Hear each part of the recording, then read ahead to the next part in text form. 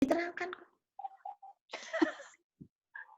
Ya, jadi matematika detik mengasah intuisi mengelola 2 detik pertama bersama Bapak Ahmad Toha Fas, penemu matematika detik. Lanjut Pak Edi. Kalau itu.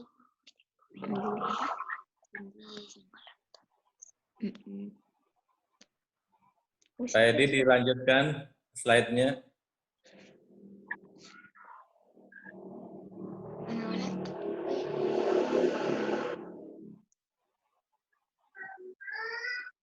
Ya, sebelum lebih jauh, ini peserta ada yang dari Jakarta,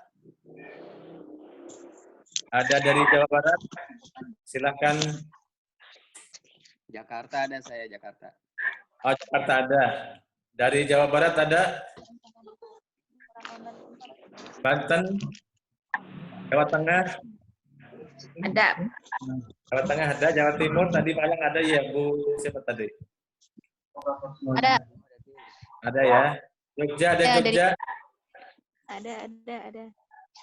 Dari luar Jawa tadi dari Kalimantan Pak siapa? Dengan Pak Bambang, Pak. Pak Bambang, oh iya. Ya. Iya. Saya Kalimantan juga. Ada lagi selain yang saya sebutkan dari Sumatera ada?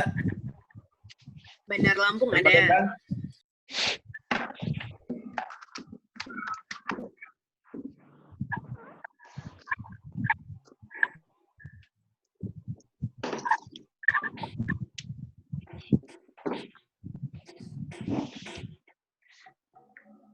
Udah itu dari sananya.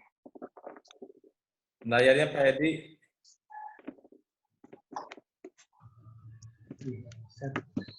Sambil tunggu. Jadi nanti insya Allah Bapak dan Ibu karena guru sudah biasa, mungkin sudah ada yang sudah terbiasa menggunakan Zoom. Jadi nanti pada saat pembicara bicara, silakan matikan mikrofonnya ya. Ini seperti kita di ruang rapat, pada saat kita bicara dihidupkan mikrofonnya, pada saat kita tidak bicara mikrofon kita matikan. Agar suara yang tidak kita perlukan tidak bercampur di forum ini. Kemudian nanti yang mungkin akan bertanya silakan angkat tangan. Kalau saya kelihatan mungkin saya langsung silakan hidupkan mikrofonnya sendiri dan silakan bicara. Kemudian atau yang bertanya mungkin tadi nanti tidak agak panjang, silakan tulis juga di chat ya, bisa juga begitu. Baik, kami persilahkan Pak Edi share-nya.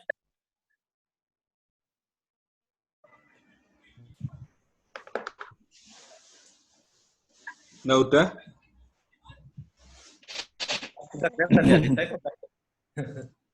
Apa karena saya rekam ini posisinya. Baik, silakan Pak Toha Fas untuk menyampaikan paparannya. PPT belum kelihatan, Mas Edi. Ini udah dibuka? Peserta bisa melihat tayangan PPT-nya? Belum. Bentar. Yang lain juga belum kayaknya. Bentar. Ini? Kelihatan abu-abu. Ini? Sudah. Udah. Slide berikutnya Pak Edi.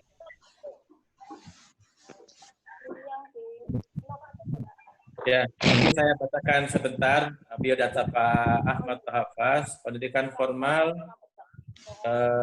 ini dari alumni ITB 31 Maret 2018,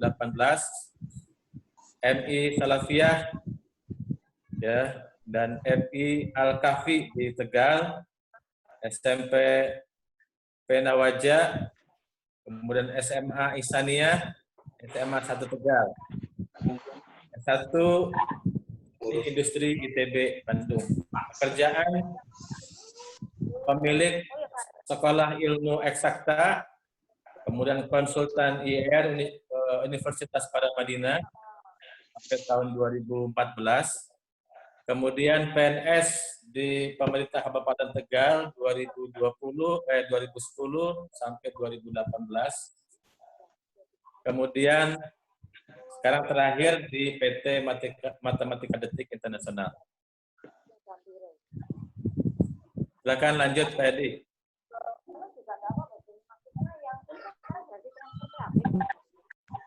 Beberapa waktu yang lalu diperlukan waktu baca basmalah ya. Mari kita kita berbuka dengan bersama-sama baca Bismillahirrahmanirrahim. Bismillahirrahmanirrahim. Kami persilahkan. Oh iya, satu lagi sebelum juga Ahmad Hafaz sudah pernah 2 kali diundang Kemdikbud untuk matematika detik ini. Yang pertama tanggal 6 April, yang kedua tanggal 28 Juli. Mudah-mudahan dalam waktu dekat kita akan terus bersama Kementerian Dikbud Republik Indonesia. Baik, sekali lagi kami persilakan Pak Hafaz untuk menyampaikan. Kami persilakan.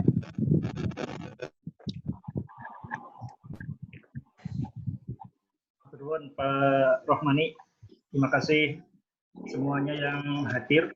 Ini banyak, hampir semua itu wajah baru. Salam silaturahim dari kami, dari MTI. Assalamualaikum warahmatullahi wabarakatuh.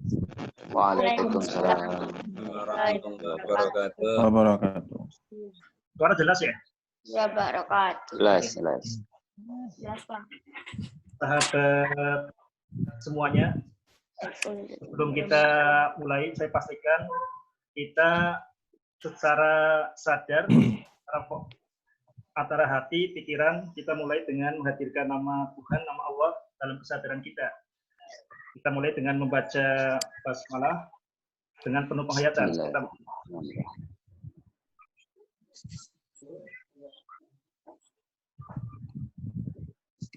Sahabat semuanya, jadi ini hal yang sederhana, tapi sebenarnya tidak sederhana. Ini banyak kita itu terburu-buru langsung memulai sesuatu tanpa memberi kesempatan untuk on dulu. Kita langsung start action, tapi tanpa on dulu. Ini seringkali terjadi. Kita sering mendengar hadis al-ajalatu minasyaiton, ketergesaan itu bagian dari setan. Salah satunya seperti itu. Kita action dulu, start, tanpa secara sadar menyempatkan diri untuk on dengan membaca basmalah. Padahal basmalah itu hanya perlu 2 detik. Bismillahirrahmanirrahim. Kalau kita pakai stopwatch, nanti setelah acara bisa dicek, itu hanya 2 detik. 2 detik pertama, pastikan selalu diisi dengan basmalah, bukan yang lain.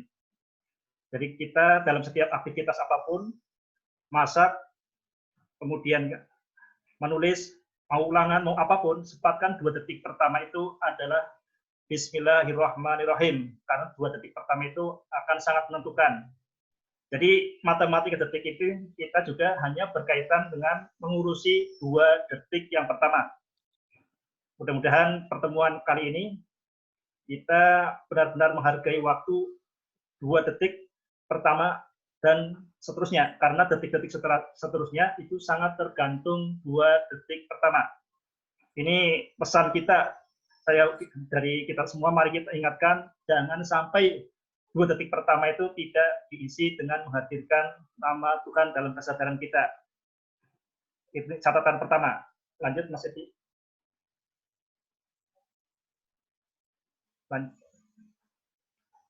Sahabat semuanya, kita seharian bisa gagal dalam pembelajaran, dalam mengurus anak, dalam mengurus siswa, ataupun mengurus apapun, kalau kita tidak bersikap benar sejak detik yang pertama. Bersikap benar sejak detik pertama itu berarti kita memulai dengan tadi basmalah, bismillahirrahmanirrahim. Yang kedua, detail operasionalnya itu kita harus memastikan 4H itu siap. Yang pertama adalah heart dari tengah. Coba dipastikan masih merasakan detak jantungnya sendiri. Heart. Hati. Heart. Jadi tinggal tambah I jadi hati.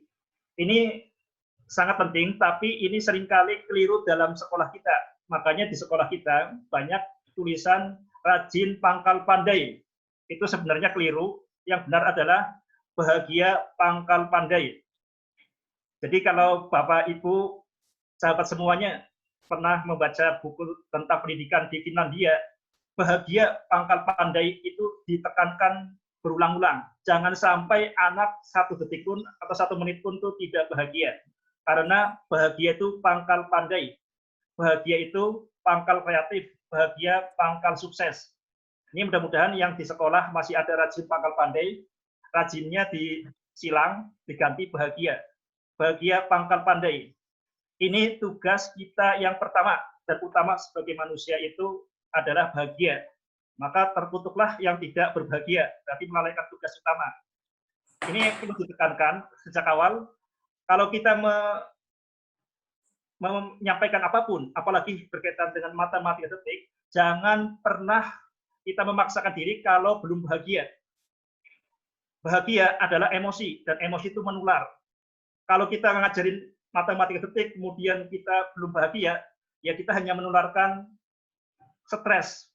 Bahagia dan emosi secara umum itu menular. Menular mungkin lebih cepat daripada virus corona. Jadi ini sejak awal harus dipastikan bahagia itu pangkal pandai, heart. Sahabat Facebook yang kami, sahabat Zoom, peserta webinar yang kami banggakan, Bapak dan Mama Muda. Jadi bagaimana resep bahagia, ini perlu ditekankan bahwa resep bahagia adalah bersyukur. Bersyukur adalah kita mencari sudut pandang, dicari-cari terus sampai sudut pandang yang tepat sehingga kita melihat apapun itu adalah kebaikan. Dan lebih penting dari itu, yang bersyukur itu berkaitan kita menguasai detik saat ini. Masa depan belum datang, masa lalu sudah berlalu, detik ini kita pastikan dalam kondisi syukur. Detik ini kita mulai dengan Bismillahirrahmanirrahim. Dengan nama Allah yang Maha Kasih Sayang. Itu yang pertama, heart. Ini harus dipastikan semuanya dalam kondisi bahagia. Bagi sahabat peserta webinar yang belum bahagia, pastikan di setting ulang dulu supaya hati dalam kondisi bahagia. Kalau sudah bahagia, baru kita merambah, melanjutkan ke yang kedua, head. Pegang kepala masing-masing. Jangan kepala orang lain, head. Kepala. Ini sangat penting dan ini juga seringkali diabaikan dalam pendidikan kita. Head maksudnya adalah imajinasi, lebih penting dari pengetahuan. Jadi apa yang ada di benak kita itu lebih penting daripada yang ada di buku tulis. Apa yang ada di benak anak itu lebih penting daripada yang di buku cetak. Jadi imajinasi jauh lebih penting dari informasi. Apalagi saat ini, informasi itu sangat mudah. Jadi yang fokusnya di matematika detik adalah imajinasi. Intuisi yang ada dalam diri anak itu lebih penting daripada informasi, daripada kurikulum. Dan yang perlu ditekankan lagi berkaitan dengan kepala adalah otak lebih penting daripada buku cetak. Ini bisa kita uji di pendidikan kita, di pembelajaran kita. Kalau anak kemudian lebih percaya buku cetak daripada otaknya sendiri, itu berarti udah bermasalah. Dia capek-capek bawa otak dari rumah ke sekolah, tapi nggak dipakai karena lebih percaya buku cetak. Ini harusnya informasi, pengetahuan atau apapun itu adalah supaya anak lebih percaya otaknya, lebih percaya imajinasinya. Imajinasi lebih penting daripada pengetahuan. Era zaman dulu, pendidikan sebagai pengalihan pengetahuan mungkin sesuatu yang sangat bagus, tapi tidak untuk saat ini. Sekarang pengetahuan begitu mudah didapat. Jadi ini yang sering kali diucapkan oleh Albert Einstein, imajinasi lebih penting dari pengetahuan. Mungkin sejak zaman dulu diabaikan. Sekarang saatnya kita tidak bisa mengabaikan hal itu. Head, kepala. Berikutnya yang ketiga adalah hand, tangan. Sahabat webinar yang kami hormati, yang berbahagia, tangan, hands. Kita seringkali gagal dalam proses pembelajaran karena hanya mengandalkan heart, hati, head, kepala, tapi tangannya tidak bergerak. Di sini tangan itu adalah media informasi. Tangan adalah bagaimana kita mengungkapkan gagasan secara tertulis. Tangan dengan mulut itu sebenarnya fungsinya sama, mengungkapkan informasi, mengungkapkan gagasan. Kata Ustadz Rahmani, al-yauma nahtimu ala afwahihim wa tukallimuna aydihim fatashhadu arjuluhum bima kanu yaksibun. Jadi nanti di akhirat itu mulut ditutup, tangan yang bicara. Ya kita sekarang tahu kalau zaman era WhatsApp, era Facebook, seringkali yang berbicara itu bukan dengan mulut, tapi dengan tangan.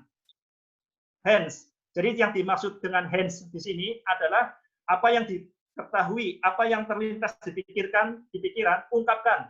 Ungkapan ada dua jenis, dengan tangan atau dengan mulut.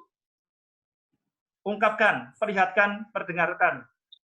Makanya kata Richard Feynman, salah satu peraih Nobel yang dianggap fisikawan terbesar setelah Einstein, dia mengatakan seperti ini.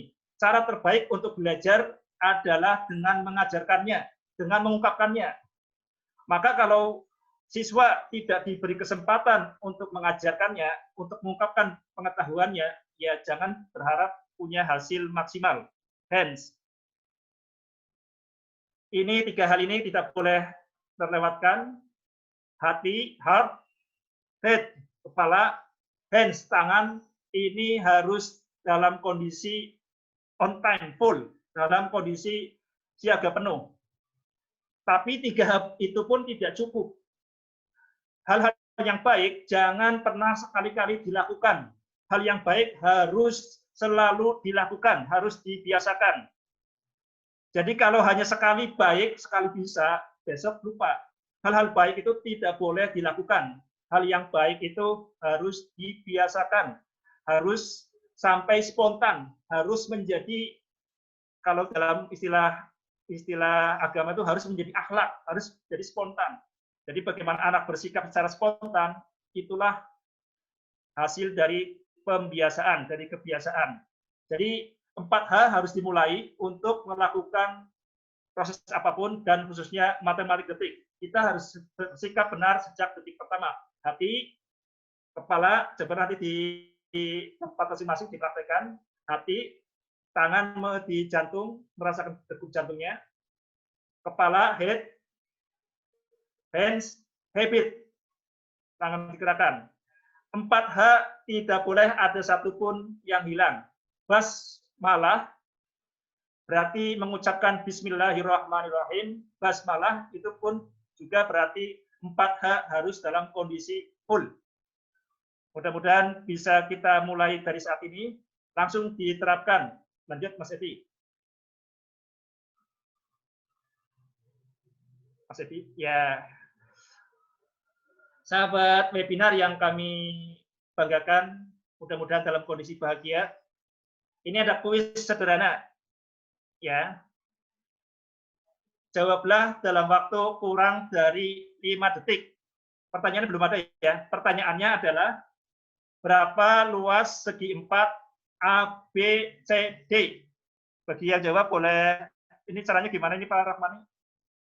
Kalau yang jawab boleh pakai di chat. Berapa luas segi 4 A, B, C, D?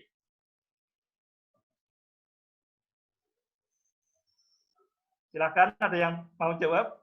5 detik. Yang mau jawab silakan hidupkan mikrofonnya, silakan jawab. Atau ditulis di chat. Atau tulis di chat. Kebiasaannya ngitung dulu Pak, nggak bisa 5 detik. Oke, sahabat Facebook yang sahabat webinar yang kami banggakan, ini malah seringkali ini anak-anak yang masih lugu, yang masih spontan dan gak takut salah, itu begitu mudahnya jawab ini. Jadi saya sampaikan kalau justru ketika anak-anak SMA banyak yang nggak bisa, tapi anak-anak SMP itu malah banyak yang bisa. Ini jawabannya adalah 18. Nanti, tapi fokus kita di sini adalah, ini kadang-kadang seringkali nanti, oh iya 16, tapi saya takut salah. Nah, ini salah satu yang kita ingin atasi dalam matematik detik, itu penyakit takut salah. Takut salah. Kalau takut salah itu berarti takut pengungkapan gagasan. Padahal setiap gagasan itu punya potensi besar, potensi benar. Kalau takut salah berarti salah karena tidak diungkapkan. Kita lanjut, mulai masuk ke intinya, Mas Eti. Sahabat webinar di seluruh Jawa dan Kalimantan, nah, tujuan matematika detik itu apa? Ini sangat penting kita tekankan sejak awal. Kita nggak ingin buru-buru langsung ke teknis, karena man jahilal asla lam yusi bil far'a abadan. Barang siapa yang tidak mengetahui hal-hal dasar, hal-hal pokok, tidak akan pernah benar dalam masalah teknis. Jadi kalau kita nggak tahu hal-hal pokoknya, kita nanti akan menerapkan teknisnya secara kaku. Tidak bisa berimprovisasi. Akibatnya gurunya stres, muridnya stres. Jadi kita perlu tekankan, tujuan matematik adalah berkaitan dengan intuisi. Intuisi itu sudah sangat lama banget. Ini semua orang-orang besar itu mengingatkan pentingnya intuisi. Kata Albert Einstein, the only satu-satunya sesuatu yang berharga adalah intuisi. Intuisi itu satu-satunya yang berharga. Kalau yang lain, intelek, nalar, kecerdasan itu hanya punya peran sedikit dalam jalan menuju penemuan. Jadi satu-satunya yang berharga itu hanyalah intuisi, kata Albert Einstein. Beliau meninggal tahun 1955. Tahun 1955 lahirlah ikon teknologi. Kalau Albert Einstein adalah ikon sains, fisikawan terbesar, sekarang ikon teknologi digital Steve Jobs. Jadi Einstein meninggal, muncullah Steve Jobs. Steve Jobs pun mengajarkan hal yang sama. Milikilah, have the courage to follow your heart and intuition. Milikilah keberanian untuk mengikuti hati dan intuisi. Hal-hal yang lain adalah nomor 2. Sahabat webinar, ini sebenarnya sudah berulang-ulang diingatkan, bukan hanya Albert Einstein, bukan hanya Steve Jobs. Semua orang-orang besar, semua penemu, semua pemimpin pasti menekankan tentang intuisi. Tentang intuisi. Kalau dalam bahasanya Nabi Muhammad adalah istafti kolbaka, minta fatwalah pada hatimu, minta fatwalah pada hati nuranimu. Ini berulang-ulang diingatkan. Cuma masyarakat kita cenderung kupingnya tertutup, sumum bukmun. Jadi seolah-olah itu terlalu tinggi atau bagaimana, sehingga kita mengabaikan peran intuisi. Kita di matematika detik, kita coba mengangkat hal yang sudah diingatkan ribuan tahun lalu, terus-menerus diingatkan oleh Nabi, diingatkan oleh orang besar, penemu, pemimpin, berkaitan dengan pentingnya intuisi. Ini hal yang sangat lumrah di kalangan orang-orang besar. Cuma sayangnya pendidikan kita itu benar-benar mengabaikan namanya intuisi. Kita fokus di pengetahuan dan berfokus pada pemberian informasi. Lanjut, Mas Edi. Sahabat webinar yang kami banggakan, mungkin sebenarnya kita itu pengen juga mengikuti saran mereka, pentingnya bagaimana kita mengembangkan intuisi. Masalahnya, detail operasional bagaimana? Kita seringkali nggak tahu. Nah, sekarang saat di tengah era limpahan informasi, banjir informasi yang tak terhingga, ini buku-buku tentang intuisi itu sudah sangat berlimpah. Jadi intuisi itu apa? Intuisi sederhananya adalah respon 2 detik pertama. Jadi kalau kita ketemu orang, kemudian muncul di otak kita, oh ini orang baik, itu intuisi. Oh itu orang buruk, oh intuisi. Oh ini pencopet, itu adalah intuisi. Respon yang muncul dalam 2 detik pertama. Kita bisa lihat, sahabat webinar bisa baca buku bestseller internasional karangan Malcolm Gladwell, Blink, Kedipan Mata, The Power of Thinking Without Thinking, berpikir tanpa berpikir. Berpikir tanpa berpikir, ini yang tidak diajarkan di sekolah. Blink, berpikir tanpa berpikir. Ini sebenarnya sangat umum di kalangan bisnis, tapi seperti biasa, sekolah adalah yang ketinggalan zaman.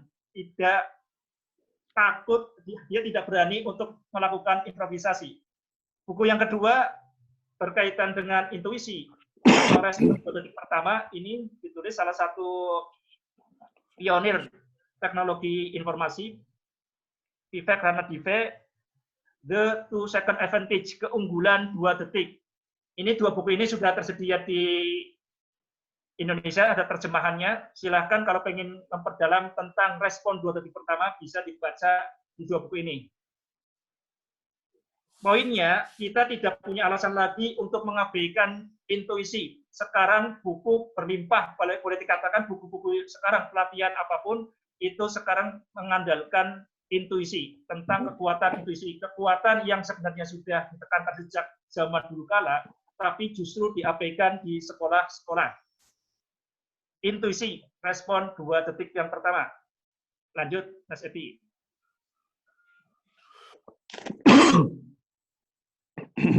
Sahabat Facebook sahabat webinar yang kami banggakan, ini ada buku lain tentang intuisi. Ini buku yang belum lama ini di bahasa Indonesia kan, Start with Why, mulai dengan mengapa.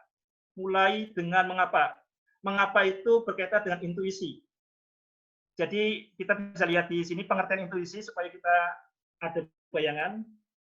Intuisi adalah kekuatan mental dari dalam yang punya akar sangat mendalam pada evolusi makhluk manusia. Jadi kenapa kita bisa lebih suka makanan yang enak dibandingkan makanan yang tidak enak? Kita tidak diajari, tapi sudah diajari sejak dulu manusia ya kayak seperti itu. Mengapa kita tidak suka dibentak-bentak?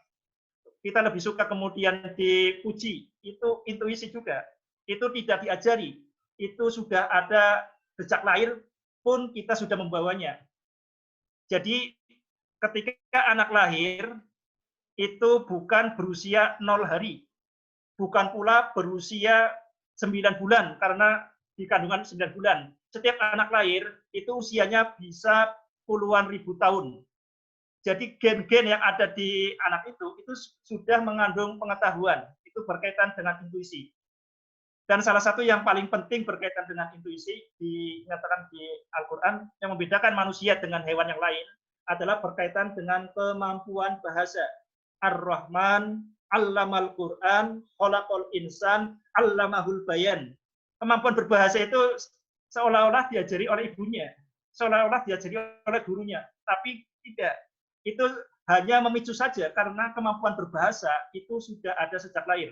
Termasuk kemampuan berbahasa di sini adalah kemampuan berbahasa matematika. Sahabat webinar yang kami banggakan, yang kami hormati, di buku Start with Why itu dijelaskan bahwa pengetahuan yang tidak terbahasakan itu lebih penting dan lebih dulu daripada pengetahuan yang terbahasakan. Di buku itu juga pentingnya seorang guru melatih siswanya untuk percaya pada 2 detik yang pertama. Jadi di pilgan misalnya diasah saja. Dan ini harus diasah. Kalau tidak diasah ya tidak akan pernah terasah. Jadi kalau seorang dokter itu bisa piawai ketika ini penyakit ini karena dia itu sudah mengasah bertahun-tahun. Dan mengasah itu tidak hanya mengandalkan pengalaman, lebih penting dari itu harus disadari, harus diniatkan.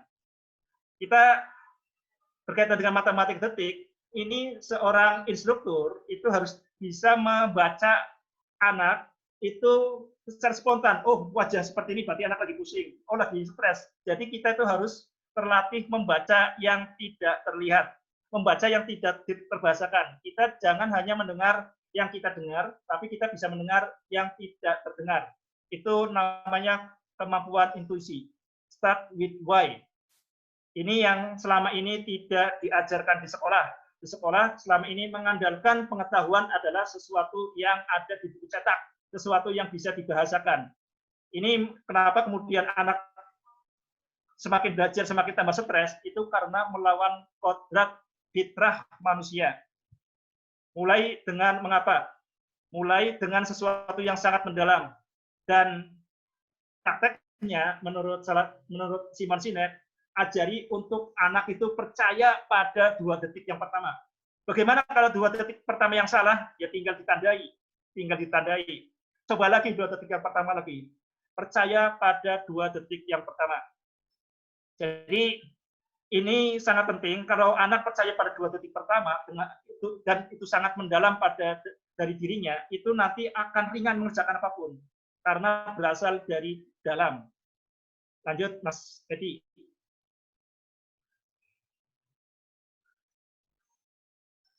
Nah, sahabat Facebook, sahabat webinar yang kami banggakan, ini terlalu biasa di Facebook. Ini mudah-mudahan ini dipraktekkan. Man lam yaduk lam ya'rif. Barang siapa yang tidak merasakan tidak akan mengetahui. Ini dilihat di gambar kiri. Lihat ada anak-anak SD sedang berdiri di atas 1 kaki. Ini dimuat di koran terbesar di Jawa Tengah, Suara Merdeka. 38 desa jadi rintisan kampung matematika detik. Ini semasa saya jadi PNS. Nah, berdiri di atas 1 kaki. Mengapa penting? Ini coba sahabat Facebook, sahabat webinar di tempatnya masing-masing mulai berdiri di atas 1 kaki. Coba mulai berdiri semua ya. Mas Edi disiapkan stopwatch, Mas Edi. Ya. Oke, saya kenapa pentingnya ini? Ini menurut penelitian dari Yasuhara Tabara. Berdiri di atas 1 kaki selama 20 detik dengan mata tertutup adalah uji penting untuk kesehatan otak. Jadi menurut Yasuhara itu, kalau kita bisa berdiri di atas 1 kaki selama 20 detik, insya Allah kita aman dari stroke ringan. Seringkali kita punya stroke tapi tidak kita sadari. Ada pembuluh kapiler yang pecah tapi tidak sadari. Oke, udah siap? Baca basmalah dulu. Bismillahirrahmanirrahim. Oke, saya aba-aba dari sini. Caranya kaki, coba kita mulai, kaki kanan dihentakkan, kaki kiri ditekuk.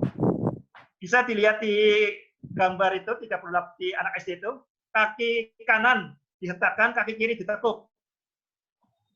Mungkin saya nggak bisa kelihatan sini ya. Oke, kita sekarang mulai dari kaki kanan dulu. Kaki kanan dihentakkan. Berdiri di atas kaki kanan, kaki kiri ditekuk. Mulai. 20 detik, Mas Edi. Mata terpejam. Fokus. 1, 2, 3, 4, 5, 6, 7, 8, 9, 10, 11, 12, 13, 14, 15, 16, 17, 18, 19, 20. Oke, sekarang 1 kaki kirinya. Ini mudah-mudahan yang goyang bukan karena ada pembuluh kapiler yang pecah, tapi karena kurang fokus saja. Oke, kita sekarang kaki kiri. Kita berdiri di atas kaki kiri. Kaki kiri dihentakkan, kaki kanan ditekuk. Mulai. 1, 2, 3, 4, 5, 6, 7, 8, 9, 10, 11, 12, 13, 14, 15, 16, 17, 18, 19, 20. Oke, kita tepuk tangan untuk diri sendiri. Baca hamdalah. Alhamdulillah, Rabbil Alamin. Sahabat webinar yang kami banggakan, ini hal yang sederhana, tapi bagi orang yang usianya sudah di atas 40, itu bisa dicek setiap hari. Ini bagi anak-anak di sekolah, ini saat yang sangat menggembirakan bagi mereka. Jadi sebelum mulai pelajaran, coba dites seperti itu. Ini akan membuat suasana bahagia. Ya karena anak-anak kecil itu jarang yang kena stroke, jadi suasana bahagianya yang bisa dihadirkan dengan berdiri di atas satu kaki. Ini adalah prosedur standar untuk latihan TOSEM dan matematika detik secara umum, terutama yang bersifat massal. Karena ini supaya anak itu nggak ada yang ngantuk atau nggak ada anak yang kemudian tidak fokus. Dilanjut, Mas Edi. Oke, ini kuis berhadiah. Hadiahnya apa ini? Ini dulu, ini bahan materi ini tuh materi di Kemendikbud, di Kemenak, kemudian di UHAMKA dan beberapa tempat yang lain. Dulu tuh hadiahnya buku, sekarang hadiahnya apa ini ya? Nanti boleh, kalau yang benar hadiahnya buku level A. Oke, pertanyaannya sederhana seperti ini.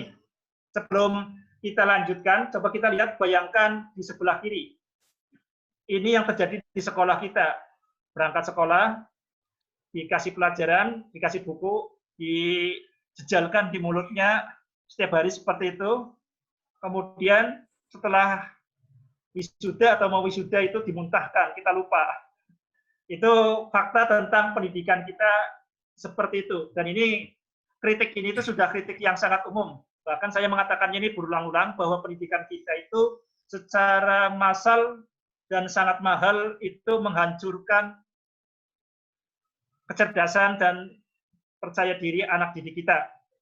Saya berulang-ulang ucapan di Kemendikbud, ternyata diundang lagi. Berarti ini sudah kritik umum terhadap sistem pendidikan kita yang memang sangat bermasalah. Saya ingin sampaikan lagi, ini pertanyaan dari Utomo Dananjaya, pendiri Universitas Paramadina. Ini mentor saya ketika merumuskan matematika detik.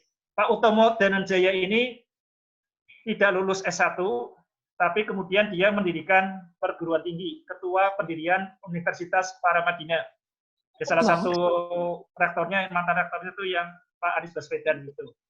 Oke, saya kasih pertanyaan. Bagi yang bisa jawab persis ya, jawab persis. Atau paling tidak kata-katanya mendekati, kasih hadiah buku level A. Pertanyaannya, apa yang salah dengan sekolah? Apa yang bermasalah dengan sekolah? Ini bagi yang mau jawab bisa tunjuk jari atau tulis Pak Rahmani. Silakan yang bisa menjawab dalam waktu 1 menit. Ada tulis saya tulis. Tulis saja. Tulis saja di chat aja biar kelihatan. Ini semuanya boleh jawab. Ya. Kalau bahagia itu matematika, cari matematika aja kamu. Apa yang salah dengan sekolah? Apa yang bermasalah dengan sekolah?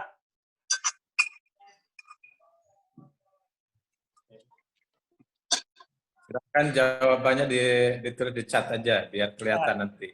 Yang soalnya ada hadiahnya dari Pak Toha.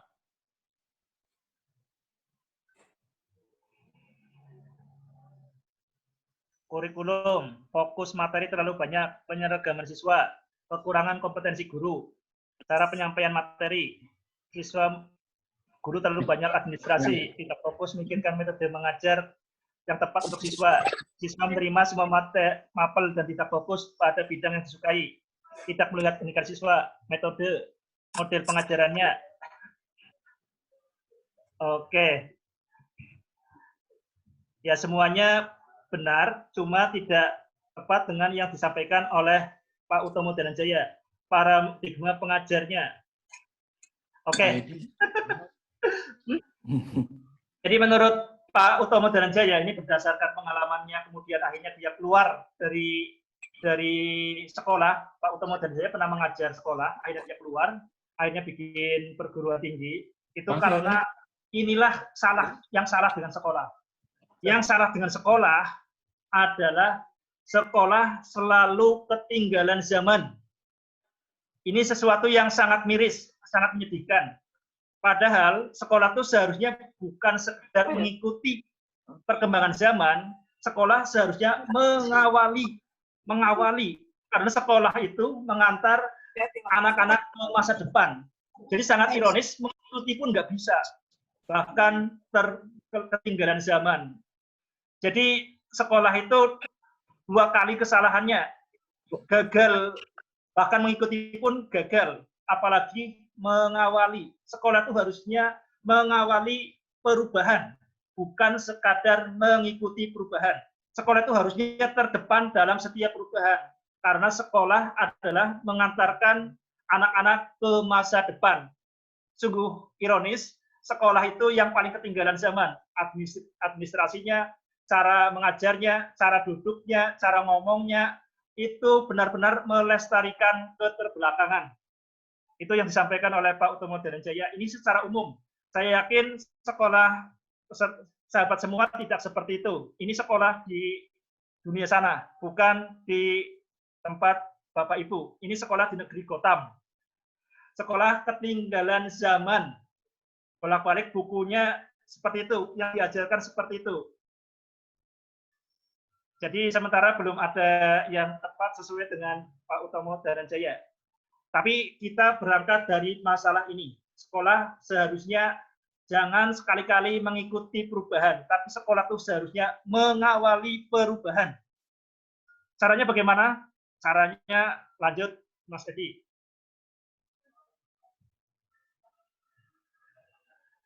Sahabat Facebook, berkaitan dengan matematika, jadi kita peruncing, apa yang salah dengan matematika? Jadi ada 2 yang salah. Ini bagi anak yang di atas nilainya 7 dan anak yang di bawah 7. Kalau di bawah 7, matematika itu susah dan juga merusak karakter bangsa. Kenapa merusak karakter bangsa? Karena jutaan anak stres gara-gara matematika. Anak-anak menganggap dirinya tidak kompeten, tidak cerdas. Akibatnya ini menular ke kepribadiannya dan ke pelajaran yang lain. Kalau matematika dia dapat nilai jelek, itu mungkin bermasalah memang. Tapi yang lebih bermasalah lagi, hancurnya percaya diri anak. Anak tidak percaya pada kemampuan dirinya. Anak tidak percaya pada imajinasinya. Padahal matematika itu untuk semua anak. Bahkan pada usia emas, pada usia dini, anak-anak sudah dihancurkan karakternya. Menganggap dirinya tidak bisa. Kemudian waktunya juga sangat banyak. Jadi waktu yang terjadi itu membuat anak tambah stres, dan frustrasi sejak dini. Ini salah satu pengalaman yang nyata yang sering saya terima. Ini kebetulan di tempat saya itu, terutama anak-anak yang dianggap paling bodoh, kebanyakan sudah kemana-mana datang ke tempat saya. Ini saya ambil contoh kasus namanya Aufa. Jadi ibunya seorang pejabat, orang PNS, bapaknya dokter spesialis. Dia naik kelas 6. Mukanya seperti ini. Jadi murung banget ini. Jadi kata ibunya sudah kemana-mana, ke psikolog, dan tapi nggak ada perkembangan. Dia naik kelas 6, nggak bisa apa-apa. Jadi bukan hanya bodoh, tapi maaf, paling bawah. Nah, ini sebenarnya saya tuh sudah tidak pernah ngajar SD. Tapi saya terima karena anak ibunya itu selalu menghubungi bolak-balik. Sahabat webinar yang kami banggakan, ini adalah kisah awalnya perumusan TOSEM. Lah, anak tadi, karena ibunya mendorong terus, akhirnya saya penasaran. Ini masalahnya itu apa? Jadi di dalam ilmu manajemen, kalau kita menganggap semua masalah sama penting, berarti kita tidak memahami masalah. Jadi kalau kita menganggap masalah semuanya masalah penting, tidak ada prioritas. Pasti di setiap masalah ada masalah yang jadi kuncinya, titik kuncinya. Jadi ada berapa masalah, kita cari masalah yang paling penting itu apa. Itu yang pertama. Kalau kita tahu masalah, kemudian menganggap semua masalah sama penting, tidak ada prioritas, kita tidak memahami masalah. Yang kedua, kalau kita hanya memahami masalah, tapi kita tidak merasakan masalah, kita tidak akan bertindak. Ini yang menyebabkan saya kemudian bertindak itu karena melihat anak itu benar-benar stres. Nah, akhirnya saya lihat ini di SD itu intinya apa? Saya buka buku SD dari kelas 1 sampai kelas 6. Jadi satu hal apa yang paling mendasar bagi anak SD? Buku kelas 1 tak lihat. Ternyata semua masalah matematika di SD itu berkaitan dengan TKKB, tambah kurang kali bagi. Tambah kurang kali bagi. Nah, karena itu kemudian saya mulai membuat semacam tes untuk menguji tambah kurang kali bagi, kemampuan dasarnya. Saya terapkan ke anak tadi yang namanya Ova. Memang terbukti benar. Jadi anak tadi bisa mengerjakan 8 tambah 7 bisa, tapi selama 12 detik. 8 tambah 7. 8 tambah 7. 9, 10, 11, 12, 13, 14. Selama 12 detik, selama 10 detik. Bayangkan, itu hanya operasi hitung dasar seperti itu. Belum pengurangan, belum perkalian, belum pembagian. Akhirnya saya fokus kemudian karena merancang suatu instrumen yang bisa mengukur dan juga memetakan secara jelas tentang kemampuan hitung dasar. Jadi kalau kita tahu ada masalah, tapi kita tidak tahu masalahnya apa, ya kita hanya bingung saja. Kita pengen tahu persis dia itu memang tidak bisa berhitung. Terus persis masalahnya bagaimana? Nah, kemudian dikembangkanlah namanya TOSM, Test of Second Mathematics. Nah, ternyata setelah anak itu bisa dituntaskan, matematika dia malah kemudian bisa bersaing dengan yang paling pintar. Malah kemudian dia bisa masuk ke sekolah favorit dan percaya dirinya tumbuh, karakternya terobati. Sahabat webinar yang kami banggakan, apakah ini masalah segelintir? Saya berpikir seperti ini, apakah ini adalah outlier, masalah segelintir, ataukah ini masalah umum? Akhirnya saya kerjasama dengan perguruan tinggi, Universitas Pancasakti, Universitas Peradaban, Universitas Negeri Semarang untuk memastikan apakah gagap hitung, berhitung bisa tapi lama, itu wabah massal atau segelintir. Temuan kami 95%, mungkin lebih, datanya memang agak kacau saya enggak, karena banyak juga di datanya hanya mereka karena KKN ya, kesibukannya macam-macam, tapi dipastikan di atas 95% anak-anak itu gagap hitung. Tidak bisa berhitung sederhana secara intuitif. Halo. Ya. Ya. Hanya kelihatan nggak sih? Halo. Ada yang mau disampaikan? Hanya kelihatan nggak? Gimana? Ada lanjut? Oke. Nah, ini ternyata masalah gagap hitung itu adalah masalah di anak SD. Pertanyaan berikutnya, apakah ini hanya masalah SD? Nah, ternyata ada anak SMA dari Bekasi datang ke Tegal karena nggak bisa ngitung. Dia akhirnya sekolah di Tegal. 8 tambah 7 pakai tangan seperti ini. Jadi ternyata bukan hanya anak SD, anak SMP, dan sebagian anak SMA pun tidak bisa berhitung secara intuitif. Masih panas berhitungnya, masih lama, masih lambat.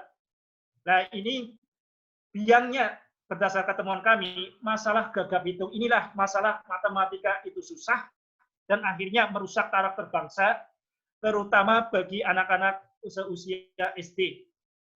Lanjut, Mas Edi. Lanjut, Mas Edi. Nah, sahabat webinar yang kami hormati, masalah yang kedua, ini ternyata bagi anak yang nilainya di atas 7, itu pun matematika bermasalah. Bermasalahnya gimana? Kita tahu matematika itu sering disebut sebagai otak kiri. Kreativitas otak kanan. Jadi matematika dianggap, dipersepsikan, dan akhirnya memang menjadi seperti itu berseberangan dengan kreativitas. Ini sangat ironis karena justru ketika dunia nyata membutuhkan kreativitas, karena dari kreativitas itu akan muncul inovasi, tapi justru yang diajarkan di sekolah itu malah berseberangan dengan kreativitas. Coba kita lihat di otak kiri, matematika itu bahasa, angka, analisa, logika, urutan, hitungan, detail.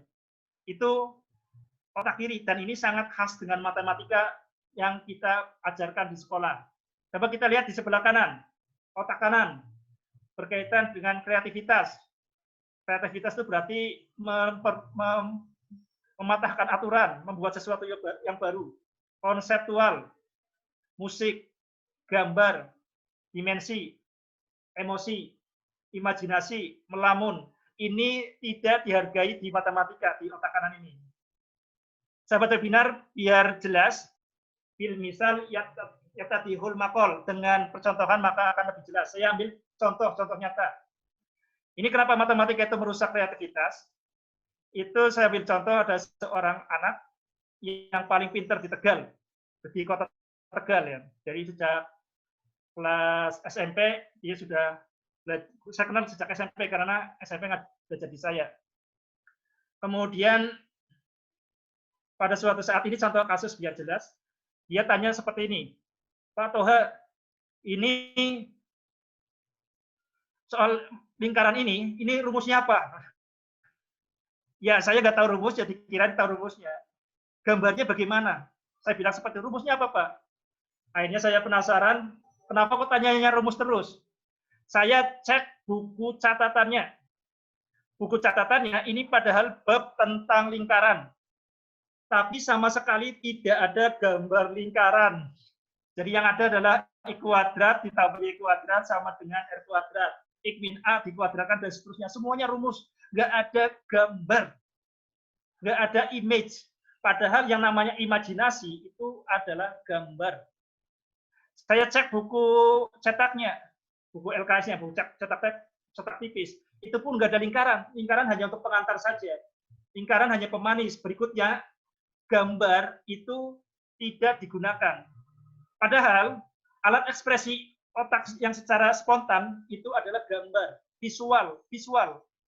Jadi kenapa orang kemudian belajar tambah stres, itu salah satunya hilangnya bahasa gambar. Dan ini udah mulai rusak itu ketika anak masuk SD. Ketika menggambar dianggap nggak serius, menggambar dianggap bermain-main. Kalau TK itu kan gambar diapresiasi, tapi ketika SD seolah-olah ekspresi pikiran hanya berupa huruf dan angka. Itu pengrusakan terjadi di SD ketika anak beralih dari taman kanak-kanak ke SD. Salah satunya adalah hancurnya bahasa gambar, bahasa image, bahasa imajinasi. Jadi matematika secara sadar menyumbat imajinasi. Lanjut, Mas Edi. Lanjut, Mas Edi. Nah, saya minum dulu. Silakan bagi teman-teman, boleh minum dulu.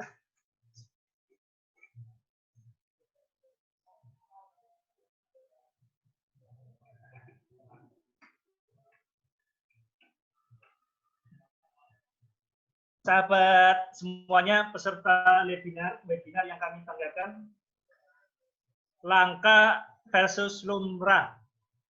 Ini ada gium yang sering diungkapkan para wartawan seperti ini. Kalau ada anjing menggigit manusia, itu bukan berita karena lumrah. Kalau anjing yang menggigit manusia. Tapi kalau ada manusia menggigit anjing, itu layak dimuat jadi berita. Ini yang terjadi di pendidikan kita, itu fokus pada segelintir di berita-beritanya. Misalkan berita juara Olimpiade. Padahal berapa sih yang juara Olimpiade? Itu hanya segelintir. Dan seolah segelintir itu diberitakan seolah-olah itu sebagai keberhasilan pendidikan kita. Akibatnya ketika kemudian misalnya survei PISA dibongkar, kita tahu begitu bobroknya pendidikan kita, terus-menerus seperti itu. Diguyur dana tidak mengubah masalah, tidak menghilangkan masalah. Mengapa? Kita akan perjelas. Ini saya ambil contoh kasus yang lumrah.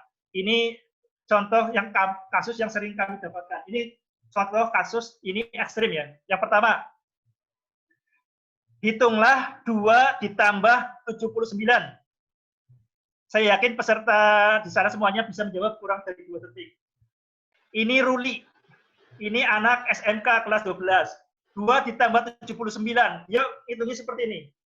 2, 79, 2, 3, 4, 5, 6, 7, sampai kakinya pun digunakan.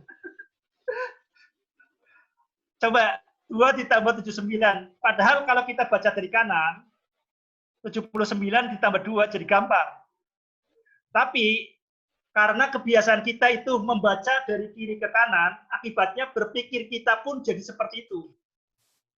Ini banyak sekali kesulitan matematika itu karena cara berpikir kita terdikte seperti cara kita membaca dari kiri ke kanan saja, berpikir linear seperti cara kita membacanya.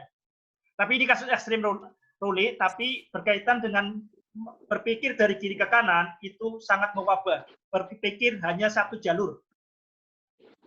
Ini kasus ekstrim. Yang kedua, saya pernah tanya kepada Albert Ferdinand. Ini salah satu siswa yang masuk 10 besar SMA Negeri 1 Tegal. Jadi salah SMA Negeri 1 Tegal itu SMA paling bagus di Jawa Tengah bagian barat. Jadi sekolah unggulan di Brebes, Tegal, Pemalang, Selawi, itu ada namanya SMA 1 Tegal. Albert ini masuk 10 besar.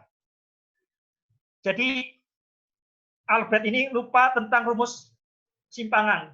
Akhirnya saya tanya, Albert, kalau mendengar kata simpangan, apa yang terpikir? Yang terpikir apa? Simpang 5. Simpangan, perempatan. Jadi banyak anak itu nggak memahami istilah, nggak memahami konsep, tapi bisa ngitung. Hanya ngapalin rumus, dan rumus. Kita contoh yang lain, yang di bawahnya. Tentang Farel, anak kelas 12 SMA. Ini salah satu lulusan terbaik di SMA Negeri 1 Tegal. Bahkan mewakili Jawa Tengah 2 orang di lomba di ITS. Sekarang sudah kuliah di ITS. Jadi dia pun bingung membedakan antara bilangan dan angka. Bingung. Jadi jadi selama ini membaca bilangan dan angka itu tidak secara jelas. Bilangan dengan angka sama atau beda? Ya sama saja. Bapak, Ibu, sahabat webinar yang kami banggakan, ini hanya contoh-contoh kasus ekstrim. Contoh itu banyak sekali. Nanti kita akan papar, dan saya yakin di tempat Bapak Ibu pun banyak hal seperti itu. Asalkan kita memberi kesempatan anak untuk mengungkapkan apa yang di pikirannya. Nanti banyak hal-hal yang tidak terduga. Lanjut, Mas Edi.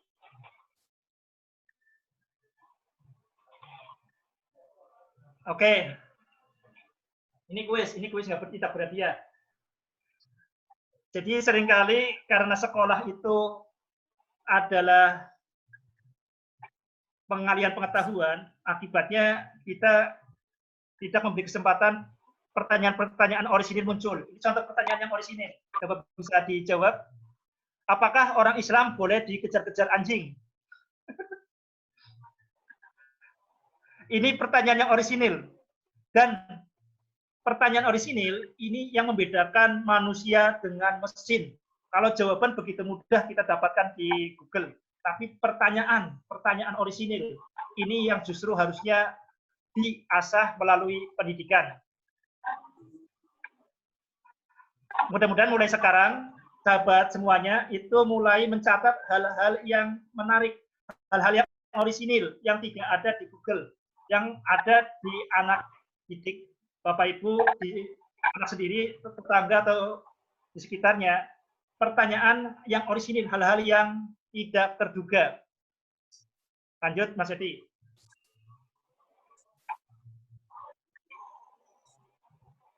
Nah, oke, kita langsung ke sini saja.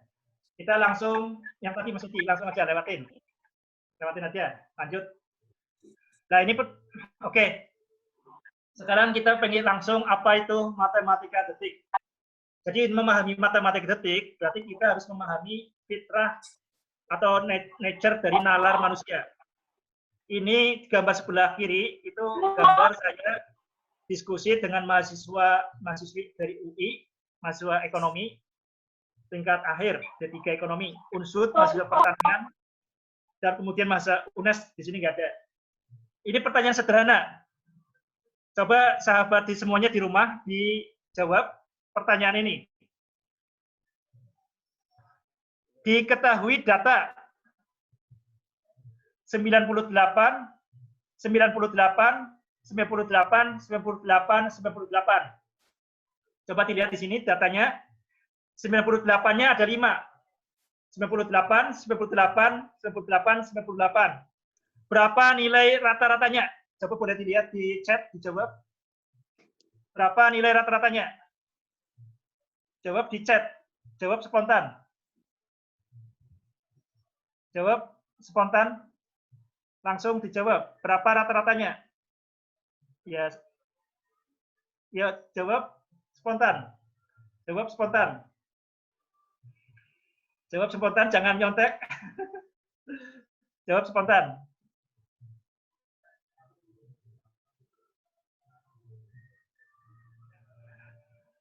Jawab. Ada lagi? Jawab. Semuanya jawab 98. Oke. Ini ya, ada yang lain? Jawabannya lain? Robi 98, tadi Perkitik 98, Mr. Abu Makmur, Bambang 98, kamu yang di Kalimantan ya. Oke? Oke. Lah, saya kasih soal seperti ini, berapa 98, 98, 98, 98. Berapa rata-ratanya? Ini yang dari UI, yang gendut ini, mahasiswa tingkat akhir, dia langsung jawab. 98, Pak. Saya tanya balik, yakin? Jawabannya 98. Akhirnya yang dari UI itu yang ngitung juga, dia ngitung. Yang gendut ini, yang paling kiri, yang ngitung. Kalau yang perempuan ini namanya Ayu dari Unsud, dia tidak menjawab, langsung ngitung. Setelah sekitar 2 atau 3 menit, si Ayu ini jawab, Pak udah ketemu. Berapa Mbak rata-ratanya? 96. Ini mahasiswa tingkat akhir dari Fakultas Pertanian Unsud. Yang di UI tadi pun akhirnya ngitung juga, walaupun dia jawab spontan 98. Oke, kenapa seperti itu? Nanti kita akan bahas setelah file ini. Sekarang yang kedua. Diketahui data 98, 98, 98, 98, 98. Ini 98 ada 5. Pertanyaannya, berapa simpangan baku data di atas? Silakan dijawab. Silakan dijawab. Silakan dijawab ya. Mas Gali Budi Prasetyo, ya Bambang. Sri Martiani. Ya, jawab yang lain. Imam Budi Santoso. Ya. Ya, saya tidak tahu arti simpangan baku. Ya, ya, saya lupa. Oke, lanjut.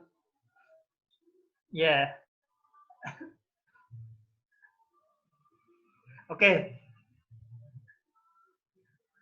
Saya pernah bertanya tentang simpangan baku ke salah satu lulusan terbaik Teknik Elektro UI. Dari Teknik Elektro UI, salah satu lulusan terbaik. Dia di SMA Negeri 1 Tegal, dia selalu ranking umum. Namanya Taryono Purba, ya supaya nggak hoax harus ada namanya ya, Taryono Purba. Dia ketika pas pulang dari Bangkok, main ke kantor saya, tanya, matematika detik itu apa? Terus saya kasih soal seperti ini. Toy, Taryono, kalau ada data 98, 98, 98, 98, 98, simpangan bakunya berapa? Ya saya nggak tahu, lupa. Ini bukan siswa sembarangan, tapi siswa teknik elektro. dan bukan lulusan sembarangan, tapi salah satu lulusan terbaik. Kalau di Tegal, dia nggak ada lawan.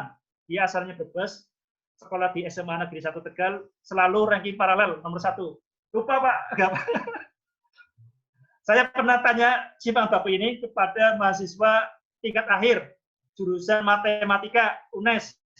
Jadi ada 2 mahasiswi dari UNES, mahasiswa matematika, kerja praktek di tempat saya di matematika detik. Saya tes berapa simpangan baku, lupa. Akhirnya dia kemudian saya minta cari rumus. Kenapa seperti itu? Lanjut di file berikutnya. Mas Edi. Ya. Nah, tadi ada 2 tipe jawaban, ada 2 tipe berpikir. Coba kita fokus di sebelah kanan dulu. Kenapa kebanyakan mereka itu lupa atau lama mengerjakan simpangan dan rata-rata? Mereka berpikir lambat, berpikir bisa load, bisa hot, tapi jelas berpikirnya itu berpikir mesin, berpikir mekanis. Jadi apa rumus matematika, apa rumus rata-rata? Jadi ketika ada soal rata-rata, itu bukan apa makna rata-rata, yang terpikir adalah apa rumus rata-rata. Rumusnya X bar sama dengan sigma X dibagi N. Coba dirasakan, Bapak Ibu.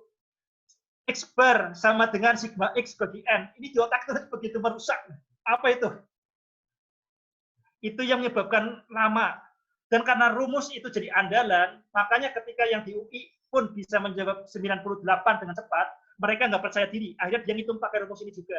Jadi 98 ditambah 98 ditambah 98 dijumlah semuanya, kemudian baru dibagi 5. Itu yang terjadi di sekolah kita, itu dibiasakannya seperti itu. Apa rumus simpangan baku? Itu yang kepikirnya, rumusnya itu apa? Bukan yang sebelah kiri. Matematika detik itu berkaitan dengan berpikir cepat. Jadi bukan apa rumus rata-rata, coba dilihat di sebelah kiri, tapi apa makna rata-rata. Jadi seperti ini, lanjut dulu ya. Jadi seperti ini. Kalau saya ngomong nasi goreng, Bapak Ibu langsung ketangkap nggak? Nasi goreng. Langsung masuk ya. Nasi goreng pakai pete, ya. Sate, langsung masuk. Kambing. Kambing makan sate. Kambing makan sate. Bisa langsung ketangkep. Kambing, langsung ada gambarnya. Makan, langsung ada gambarnya. Kambing makan sate. Nah, itu yang ketawa, itu berarti karena paham. Jadi harusnya istilah itu, istilah dasar itu seperti kata-kata kambing. Langsung ada bayangan. Rata-rata itu seperti kambing. Langsung ada gambarnya. Oh, datanya sudah rata. Ya pasti karena sudah rata 98, ya berarti 98. Simpangan baku itu harusnya seperti anak menangkap pete, kambing, sate, kambing makan sate, langsung dalam 2 detik langsung ada gambarnya. Kalau datanya 98, 98, 98, 98, 98, ada nggak data yang menyimpang? Ada nggak data yang menyimpang? Tidak ada data yang menyimpang. Tidak ada berarti 0. Simpangannya 0. Nggak perlu rumus. Jadi untuk hal yang sangat dasar seharusnya tidak perlu rumus. Jadi rumus itu diperlukan ketika diperlukan. Misalkan kalau saya ngomong langsung dengan orang di samping saya, itu nggak perlu pakai Zoom, nggak perlu pakai laptop, tapi langsung, minta airnya, langsung seperti itu. Kalau kemudian tambah rumit, baru pakai alat. Untuk geser ini, geser kertas ini saya nggak perlu pakai dongkrak, karena bisa langsung spontan. Baru ketika rumit, baru masuk kita berpikir lambat. Harusnya berpikir cepat itu lebih cepat daripada berpikir lambat, betul. Ya betul. Tinggal masalahnya kita sering melanggar kodrat yang sangat dasar seperti itu. Ini berkaitan dengan matematika detik level B, otak bukan kalkulator. Nah, nanti kita mencicipi dulu level B, otak bukan kalkulator. Nah, di sekolah matematika itu benar-benar merusak nalar, merusak karakter itu karena memaksa otak berperilaku seperti kalkulator. Lanjut Mas Edi. Halo Mas Edi, lanjut. Nah ini contoh level B, otak bukan kalkulator. Coba dibandingkan di sebelah kiri, di sebelah kanan. Kalau kalkulator itu hanya ada tanda sama dengan. Kalau otak itu tanda tidak sama dengan, itu lebih dominan. Jadi saya ambil contoh seperti ini. Jadi pola pikir alamiah manusia itu seperti ini. Kalau misalnya Bapak Ibu, Bapak muda, Ibu muda, sahabat webinar semuanya, misalkan mau beli bakso di tengah jalan, misalnya di tengah jalan naik motor, naik mobil, lapar. Kemudian pengen makan bakso. Kenapa Bapak Ibu berani datang ke kedai bakso, ke warung bakso? Itu pasti di otaknya itu ada perkiraan harga bakso kurang dari 20.000, kurang dari, oh di saku saya ada uang 50.000. Makanya kemudian berani masuk ke warung bakso. Setelah itu kemudian setelah habis ini harganya berapa? 14.000 tambah kerupuk. Nah, perilaku otak manusia itu seperti itu. Perkiraan sebelum perhitungan. Pertidaksamaan sebelum persamaan. Ironisnya di sekolah itu dipaksa otak itu hanya mengenal namanya persamaan. Coba diperhatikan, semua rumus segitiga, rumus persegi panjang, rumus apapun itu selalu bentuknya itu persamaan, L sama dengan. Ada rumus yang berupa pertidaksamaan itu hanya segelintir. Dan ironisnya sebenarnya ada bab tentang taksiran di SD yaitu kelas 5.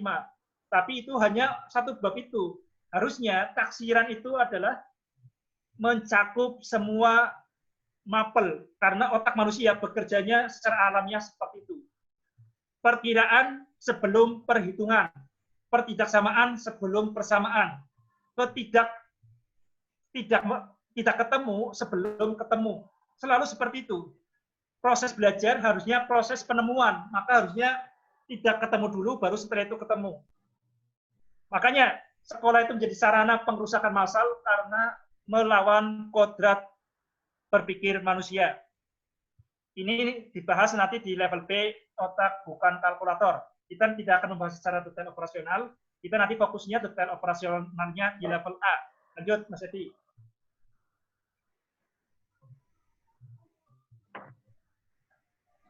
Nah, ini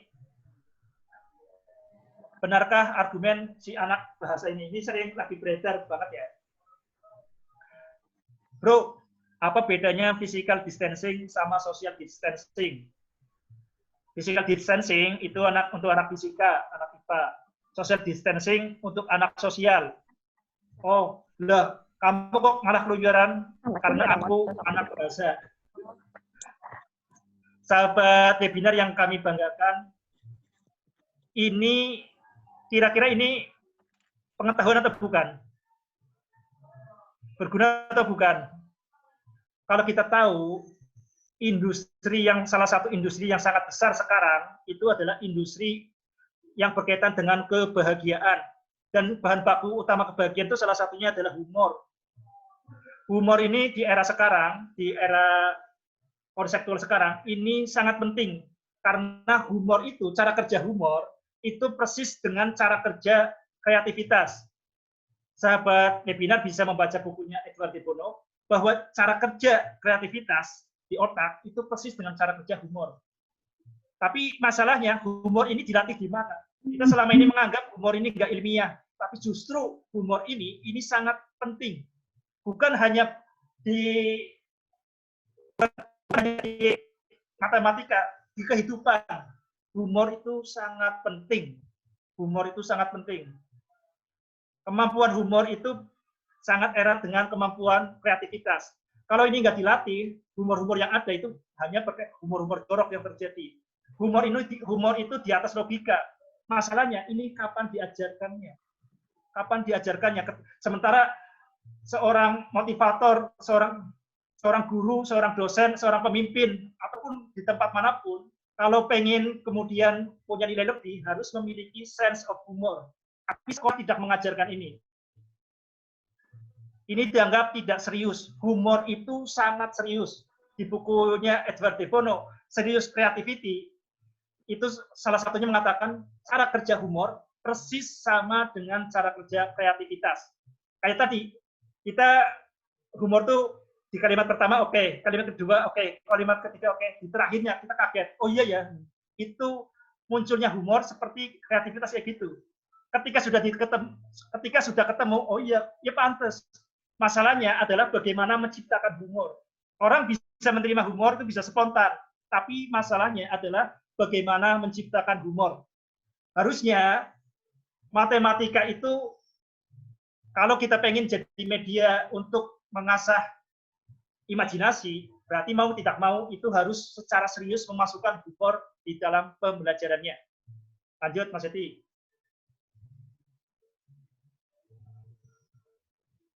Lanjut, Mas Edi.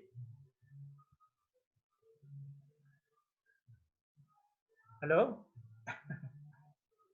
minum dulu. Silakan minum dulu.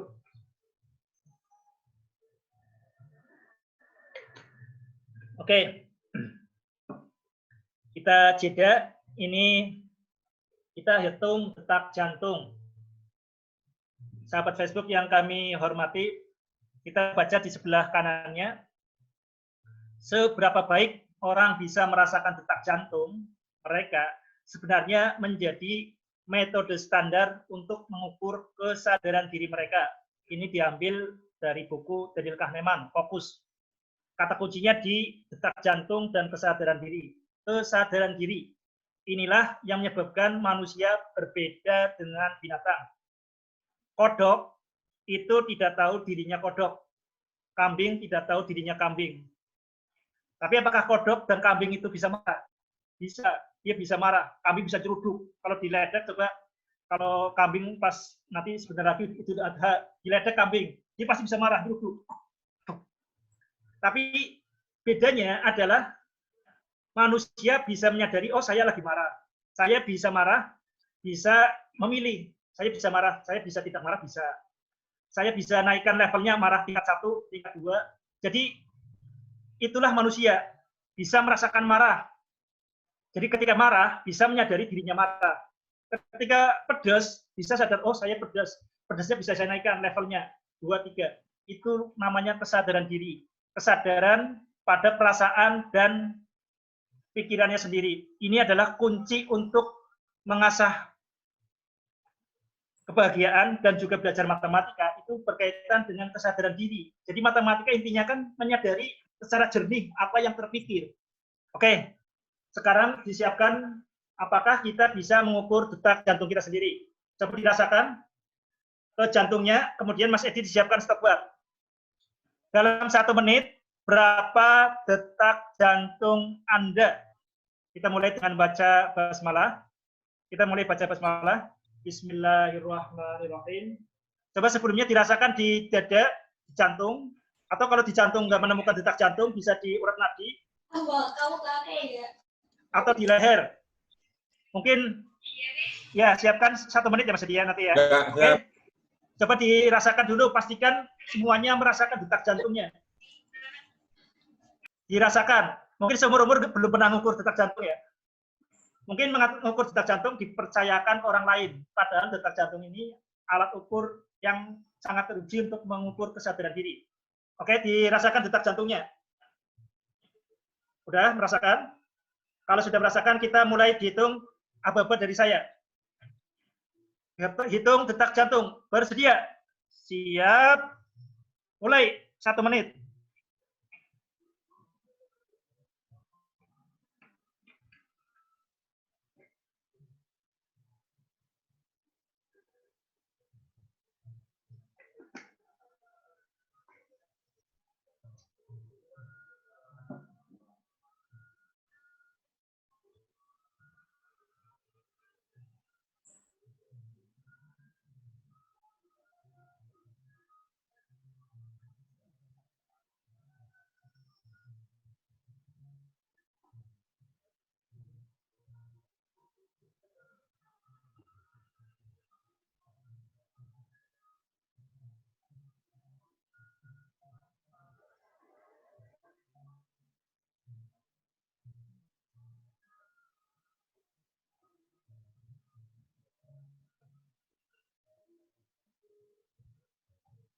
Sudah Mas Edi?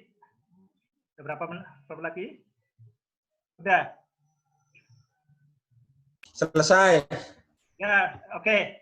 Coba yang hitung detak jantungnya ditulis di apa detak jantungnya. Yang bisa ngitung detak jantungnya. Ya. Mbak Ditya 80, 76, 89, 75, 70, oke 96, 93, 110, 90, oke 81, oke 71, 98, 75, oke. Nah, sahabat webinar yang kami banggakan, secara umum, Pak Imam Santoso 95. Secara umum seperti ini. Detak itu lebih cepat dari detik. Kalau 1 menit itu 60 detik. 1 menit lebih dari 60 detak. Jadi secara umum rata-rata sekitar 70-80. Kalau detak jantungnya sangat cepat, ini mungkin habis lari-lari atau mungkin lagi jatuh cinta. Atau deg-degan tanggal muda, belum gajian. Nah, tadi secara umum ini bisa memeriksa sejak awal. Ini bisa dibiasakan di kelas. Karena intinya menjadi manusia adalah menyadari kesadaran diri.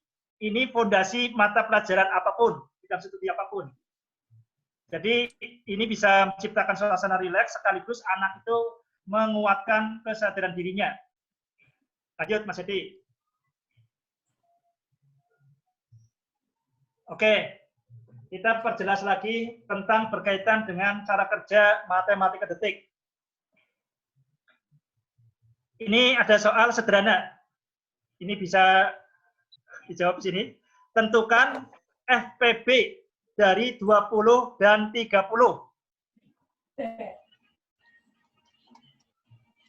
Apakah Anda dapat menjawab soal di atas kurang dari 2 detik? Kalau soal sederhana ini belum bisa menghitung dalam 2 detik, berarti kita bermasalah. Jadi pengetahuan itu dianggap sudah dikuasai itu kalau sudah sampai intuitif. Faktanya di sekolah itu yang diajarkan seperti ini. 20 diuraikan jadi 2 kali 10, 10 2 kali 5. Maka 20 itu faktorisasinya 2 pangkat 2 kali 5. 30, 2 dikali 15, 15 3 kali 5. Maka 30 itu adalah 2 kali 3 kali 5, FPB. Nah, dicari aturannya seperti itu. Ini yang diajarkan, tapi sayangnya ini pula seperti itu. Seharusnya cara anak mengerjakan soal ketika baru belajar dengan setelah belajar itu harus beda. Tapi karena fokus kita itu pada rumus, bukan memahami faktor itu apa, persekutuan itu apa, akibatnya ya ketika ditanyakan berapa 20 sampai 30, apa kita ke kertas. Akibatnya ini tidak pernah digunakan dalam kebiasaan kita sehari-hari. Akibatnya ya dilupakan saja. Harusnya faktor itu apa, persekutuan apa, besar itu apa.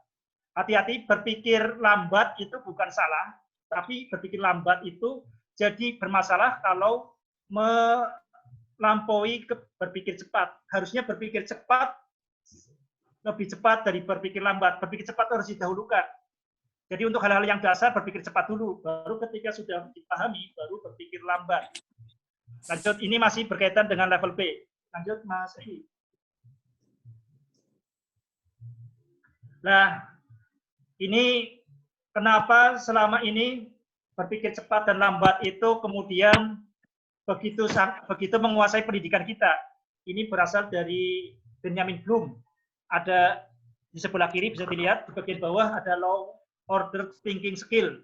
Kemudian yang sekarang digembar-gemborkan ada high order thinking skill, HOT.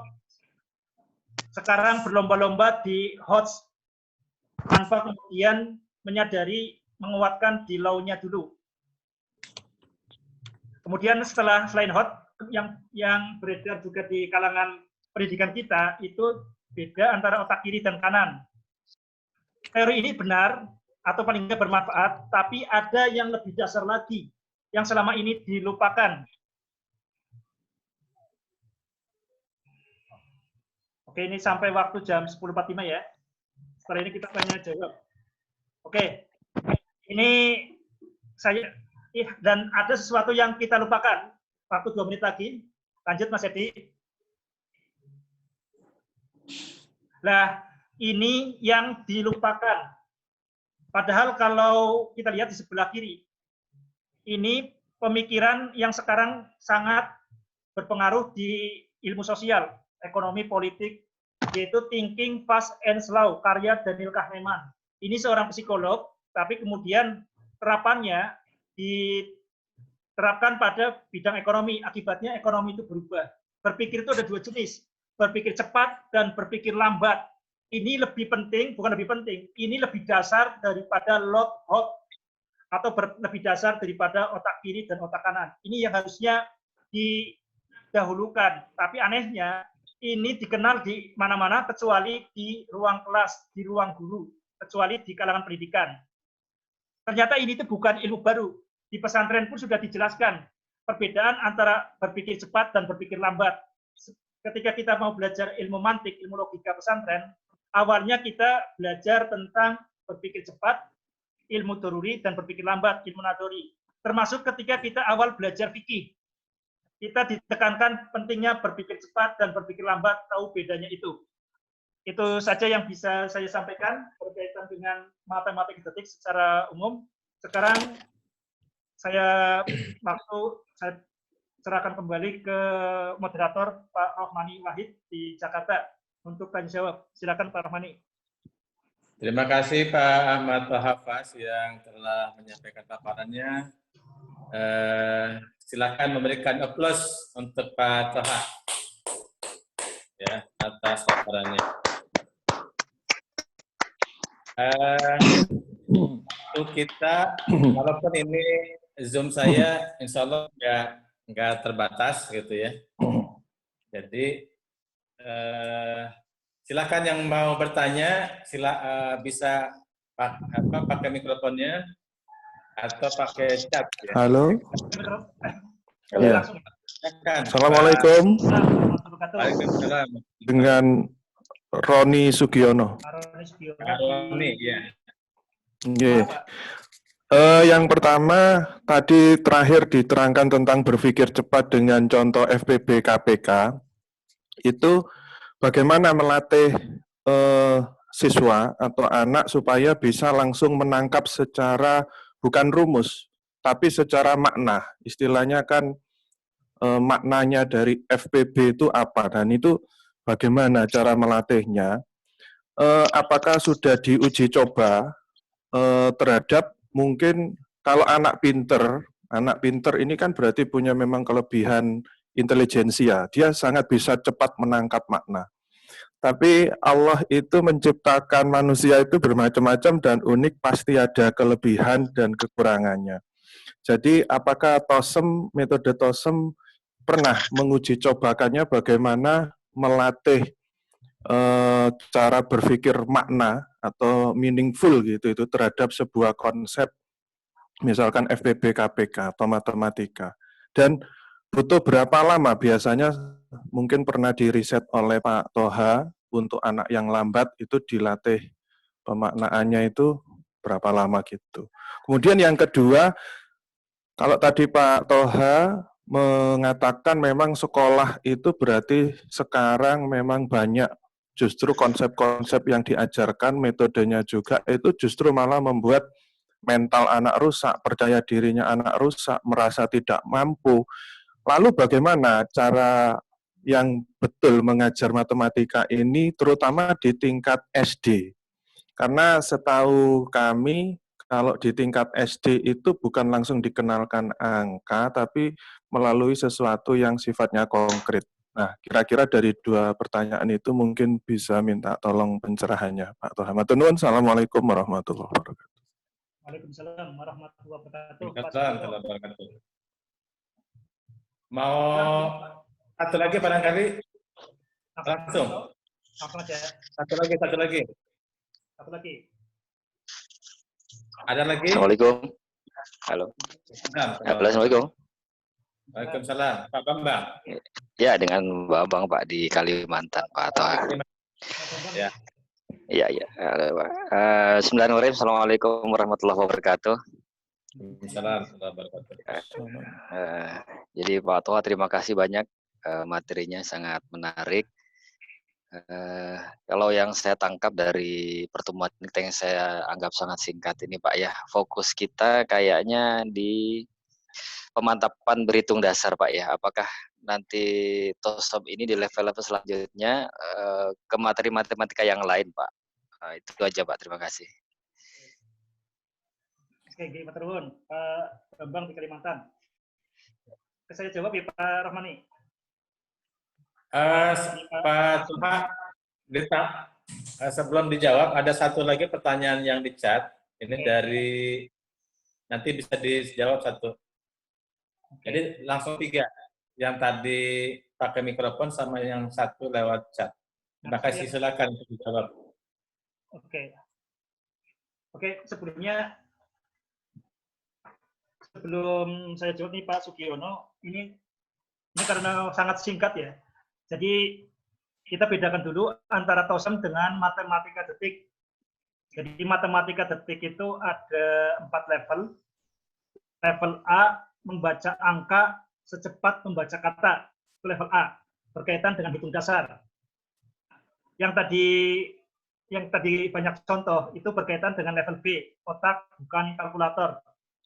Dan nanti di berikutnya ada yang namanya level C, itu berpikir sebelum bicara. Dan yang B, pola pikir inovator. Yang saat ini sudah siap detail operasionalnya, ini baru level A. Berarti, dan ini bukunya sudah disetujui Puskutbuk, Kemendikbud, dan TOSOM adalah salah satu instrumen di level A. Jadi TOSOM, Test of Second Mathematics, itu bagian dari level A, membaca angka secepat membaca kata. Jadi ini perlu di-clear. Ini tadi kita nggak sempat membahas tentang TOSOM karena ini sangat teknis. TOSOM itu nanti pertemuan berikutnya sangat teknis karena berkaitan bagaimana anak itu berhitung tambah kurang kali atasinya. Itu nanti di pertemuan berikutnya. Jadi ini perlu ditekankan. TOSOM adalah bagian salah satu instrumen dari level A, membaca angka secepat membaca kata. Nah, ini berkaitan, saya perjelas tentang TOSOM seberapa efektif dan berapa lama. Contoh kasusnya seperti ini yang sudah sangat teruji dan sangat berlaku. Ini sebenarnya mulai dibuat itu tahun 2014 ya. Itu mulai uji cobakan terus-menerus. Jadi saya ambil contoh kasus, ini berkaitan dengan level A ya. Level A berarti lebih spesifik lagi terkait dengan TOSOM. Ini saya ambil contoh kasus anak yang tadi katanya bodoh tadi, si Opa tadi. Ini sekitar waktunya itu sekitar 1 bulan. Tapi ini melibatkan orang tua. Orang tua sebenarnya itu sangat semangat untuk bisa membantu, asalkan mereka tahu caranya dan caranya mudah. Nah, TOSOM itu sebenarnya nanti itu orang tua bisa melakukan, asalkan ada instrumennya, sangat mudah. Jadi pengalaman kami terhadap OVA ini sekitar 1 bulan. Jadi awalnya seperti ini, stres seperti ini, tapi 1 bulan. Saya bilang ibunya, ini caranya seperti ini. Tinggal dipantau saja. Dan di TOSOM ini ada dua instrumen ya. Instrumen yang berupa Android. Ini mudah-mudahan Pak Roni Sugiono sudah mendownload. Yang berupa Android dan berupa kertas. Kalau yang di sekolah itu kebanyakan berupa kertas yang di SD karena biasanya kan di SD sudah tidak boleh bawa HP. Tapi kemudian orang tuanya itu di rumah itu juga supaya lebih cepat itu ikut memantau dengan HP, dengan ponsel. Itu berkaitan dengan TOSOM. Pengalaman lagi anak yang dari SMA itu pun rata-rata itu sekitar 1 bulan. Tapi ini perlu ditekankan, ini TOSOM itu satu paket ya, tambah kurang kali bagi. Tapi anak itu masalahnya beda-beda. Ada yang susah di perkalian, ada yang pengurangan. yang paling secara umum itu mudah di belahan. Itu yang bisa saya sampaikan, tapi tentang TOSEM nanti kita bahas di pertemuan berikutnya karena sangat teknis. Jadi sangat teknis banget bagaimana cara mendiagnosis, bagaimana cara terapinya apa saja, bagaimana cara memantau, instrumennya sudah ada, dan SOP-nya sudah teruji, sudah sangat jelas. Yang ingin saya sampaikan di ini tadi berkaitan bagaimana ngajar anak SD berkaitan dengan makna.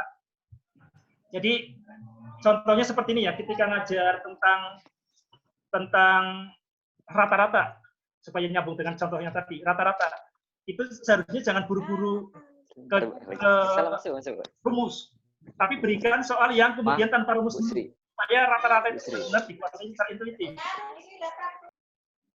Termasuk dengan FPB itu berikan contoh dulu sampai benar-benar contoh yang bisa dikerjakan tanpa rumus dulu, baru kemudian levelnya dinaikkan. Ini nanti di level B, otak bukan kalkulator, nanti ada yang namanya proses transisi, order transisi. Jadi kapan pakai rumus itu gimana? Jadi ketika anak mengerjakan secara spontan, sudah menguasai, baru kemudian masuk rumus. Itu yang secara umum seperti itu, jangan buru-buru ke rumus. Detailnya, tapi di level B, nanti detail operasionalnya sedang disusun, yang sudah siap saat ini adalah di level A. Yang kedua, tadi dari Pak Bambang, tadi berkaitan dengan, lupa ini saya, Pak Bambang tadi berkaitan dengan gimana, Pak Bambang boleh diulangi lagi? Pertanyaannya tadi.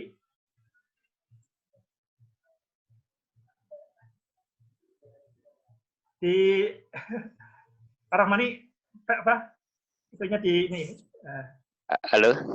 Ya. Halo, Pak. Ya.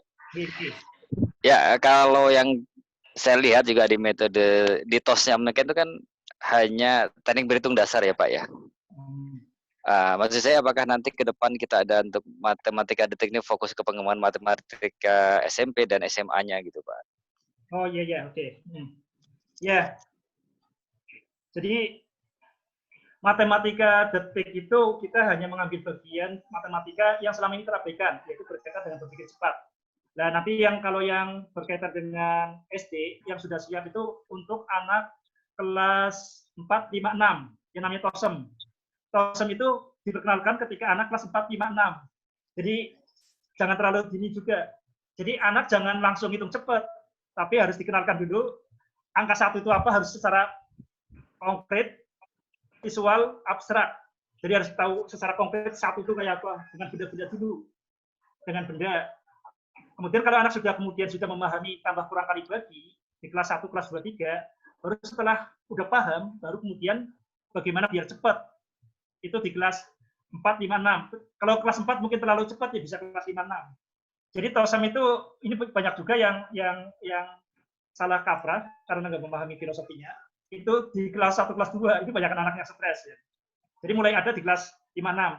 Nah berikutnya nanti di SMP, itu kita mulai masuk yang level B. Tapi syaratnya TOSEM-nya harus tuntas. TOSEM itu sangat dasar. Otak bukan kalkulator. Itu nanti bagaimana kita belajar jangan tanpa rumus. Jadi banyak hal itu kita kan buru-buru ke rumus. Nah, perkiraan sebelum perhitungan, itu detailnya bagaimana? Nah, itu yang nanti di level B, itu berarti lebih banyak terkait dengan SMP-nya. Yang salah satu terapannya tadi ya, perkiraan sebelum perhitungan. Konkretnya bagaimana? Nah, kemudian di SMA, itu nanti lebih banyak yang nyambung itu adalah level C. Berpikir sebelum bicara. Berpikir itu lebih banyak visual. Kayak tadi soal yang tadi ya, yang luas bangun. Itu sangat sederhana kalau anak sudah terlatih dengan visual. Tapi kalau pakai rumus ya pusing. Jadi berpikir sebelum bicara. Berpikir itu lebih banyak visual. Bicara itu kemudian verbal. Nah, detail operasionalnya gimana setiap itu nanti di SMA. Cuma yang kemudian yang setelah pasca SMA itu adalah pola pikir inovator. Bagaimana intinya inovasi itu hanya menghubungkan sebenarnya. Bagaimana menghubungkan antara kalibrasi termometer kemudian dengan kesebangunan, sesuatu yang kelihatannya ada hubungannya. Nah, cuma yang paling dasar dan sangat penting itu adalah TOSEM-nya harus tuntas. Test of second mathematiknya harus tuntas dulu. Jadi yang lain jadi jadi hanya akan bermasalah kalau tosemnya itu belum tuntas. Demikian Pak Bambang. Siap, terima kasih Pak Toha. Oke. Ini pertanyaan berikutnya dari Ada pertanyaan di chat Pak Toha. dari siapa ini? Banyak sekali. Bentar.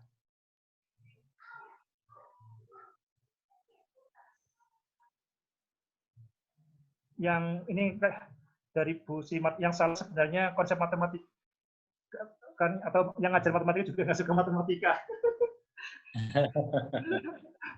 Oke, ini sahabat webinar yang kami banggakan. Jadi musuhnya guru itu apa? Ini kata pakar pendidikan, saya lupa namanya. Musuhnya guru itu apa? Bosan. Jadi dosa terbesar guru itu bosan. Jadi kita bayangin seperti ini ya, ketika seorang guru ketemu dengan murid, itu kondisinya sebenarnya siap konflik. Guru sudah jenuh, udah full, anak kosong. Makanya gegetan. Nah sebenarnya dengan kita atasi tadi ya, kita anak kemudian kita berikan anak supaya berekspresi spontan apa. Jadi kita bisa kasih soal, nggak harus dikasih konsepnya dulu. Yang terpikir anak itu apa? Jadi kita biar tahu pikirannya siswa. Yang seringkali terjadi itu seperti ini. Kita langsung memberikan solusi, langsung ngasih konsep tanpa tahu isi otak anak. Ini yang salah satu ya kelemahannya seorang guru dibandingkan dokter, itu kita kurang di diagnosisnya. Makanya kita nanti di TOSEM itu jangan pernah sekali-kali memikirkan solusi kalau belum tahu masalahnya. Jadi diagnosis dulu baru kemudian solusi. Solusinya, terapinya itu mengikuti diagnosis. Ini kita biasakan di matematika itu jangan sekali-kali kita memikirkan solusi kalau belum tahu masalahnya. Jadi masalah besar kita itu kalau orang itu tahu solusinya tapi nggak tahu masalahnya. Jadi itu salah satu yang nanti dilatihkan di pertemuan berikutnya berkaitan dengan TOSEM. Ada diagnosisnya bagaimana, baru setelah itu kita memikirkan solusi atau terapinya bagaimana. Mungkin itu Pak Rahmani untuk sesi yang pertama. Ada lagi yang mau bertanya sesi kedua? Silakan. Ya Pak, saya Pak. Ya tadi saya bertanya melalui chat dari Ditya. Saya akhirnya pakai voice saja ya. Ya Assalamualaikum. Saya sempat menganalisa kekurangan berpikir kita itu adalah spatial thinking, space. Jadi kalau misalnya tadi seperti bertanya tentang kubus apa, pikirkan kubusnya dulu. Nah itu yang ada kan yang cepat adalah rumusnya gitu. Nah mungkin terkait tadi kurangnya bahasa gambar. Jadi orang-orang tuh tidak bisa berpikir secara out of the box karena mikirnya ya rumus aja gitu, jadi kaku. Ini untuk penegakan dasarnya, bagaimana solusinya? Apakah perlu saat mengajar tuh terus gambar, lalu masukkan pondasi. Pokoknya kalau berpikir gambar dulu, gambar. Apakah seperti itu supaya mereka bisa berpikir spasial, berpikir space ya gitu. Jadi nanti Pak timbulnya tuh ke kreativitas, mungkin begitu kali. Terima kasih Pak Toha. Assalamualaikum.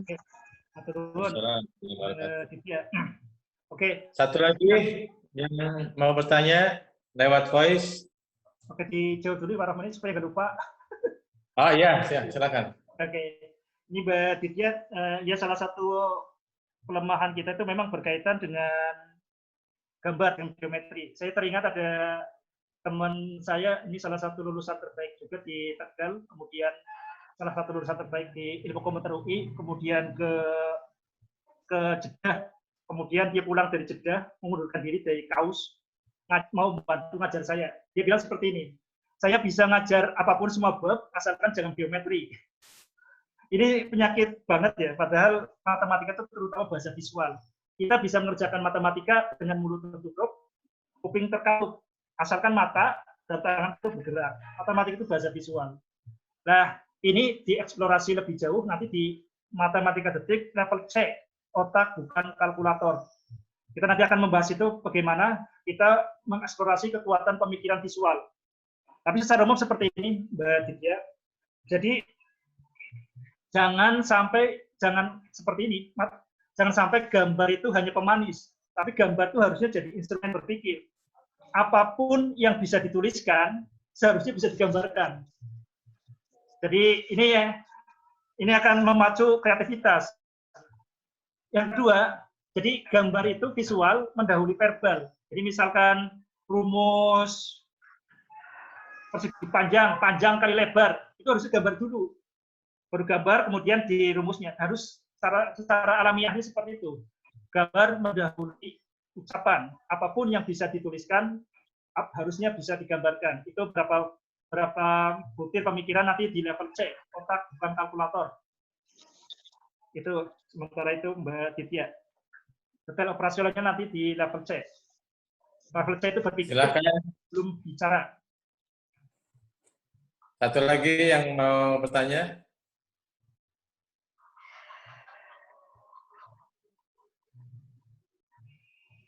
Tidak ada? Cukup? Oh ya Pak, dari Roni ini, dari Roni. Pak Roni lagi, silakan. Iya, apa namanya untuk TOSM ini apakah sudah ini dijadikan sebuah kursus yang di daerah-daerah begitu itu atau mungkin sudah di sekolah-sekolah, Pak Toha? Oke, terkait TOSM ini ada 2 pertanyaan tadi di chat sama Pak Roni. Jadi TOSM ini disempurnakan terus-menerus. Ini di sekolah yang kemudian ada juga menerapkan sambil jadi laboratorium. Itu di beberapa sekolah di Tegal dan satunya di Cikarang, Bekasi. Mereka rombongan datang ke Tegal belajar TOSM. Malah dari sana cerita ini jadi kebiasaan untuk anak kelas 5, kelas 6. Jadi sebelum masuk ke pelajaran itu melatih dengan TOSM. Kenapa? Karena nanti salah satu manfaatnya TOSM itu bukan hanya masalah hitung dasar, tapi ini masalah intuisi, mengasah fokus dan sebagainya. Nah, kalau saya sendiri, ini saya praktek ya setiap hari itu mau praktek TOSM, terutama bagi anak yang dianggapnya paling bodoh. Jadi kalau anak yang sudah dianggap biasa-biasa saja, biasanya saya timpahkan ke orang lain, tapi menangani anak yang paling bodoh. Ini ada kasus contoh ini Pak Roni, ini sangat ekstrim banget. Ini anak SMA kelas 12. Anak SMA kelas 12 itu berdasarkan TOSM, dia itu rata-rata mengerjakan operasi tambah itu 10 detik, 10-11 detik. Kita bayangin seperti ini. 8 tambah 7 itu sampai 10 detik. Membilang pakai jari berarti ya? Ya, salah satunya pakai jari seperti itu. Ini anak SMA kelas 12, ibunya stres, bolak-balik ke psikiater katanya ya, psikiater, psikolog habis 40 juta. Dan saya bilang ini masalahnya bukan masalah di psikiater, bukan masalah di otaknya. Di otaknya sih waras. Kalau bahasa Indonesia dia paham, nangkep. Hanya masalah matematika dia stres. Nah, saya diterapkan di sini. Alhamdulillah dalam ini lebih cepat ya karena dia anak SMA. Sekitar 3 minggu lah, itu mulai lancar. Ternyata bisa ngikutin. Walaupun dia harus potong-panting karena dia kelas 12 SMA. Idealnya TOSM itu sudah selesai ketika lulus SD, TOSM yang level A1. Jadi mulai diterapkan TOSM itu paling cepat kelas 4 SD. Kalau secara massal ya, 5, 6 SD. Setelah anak sudah bisa berhitung, setelah anak tahu angka, setelah anak tahu memahami angka, oh 1 itu secara konkretnya bagaimana. Jadi jangan buru-buru masuk TOSM. Ini yang seringkali banyak yang komplain, anak saya stres TOSM, kelas berapa sih? Kelas 2. Jadi terlalu dini ya. Teknologi kalau nggak tahu cara pakainya ya bisa jadi bumerang. Itu Pak Roni. Jadi itu kalau nggak salah saya pernah lihat ada bukunya apa dijual umum Pak Toha. TOSM itu yang ada bukunya terbitan Intan Pariwara Group Aksara. Dan ini sudah tahun ini sudah disetujui oleh Puskurbu. Jadi bukunya kan nanti ada bukunya ini ditunjukkan Mas Edi. Saya lupa bukunya ya. Bukunya tersebut di Gramedia. Oh itu bukunya ya. Di Gramedia ya. Tapi nanti ada modulnya khusus untuk modul. Yang lagi kami kembangkan supaya kalau bukunya kan untuk gurunya, untuk guru, untuk instruktur. Nanti untuk muridnya itu hanya modulnya saja. Modulnya. Ya, lembar kerja. Iya.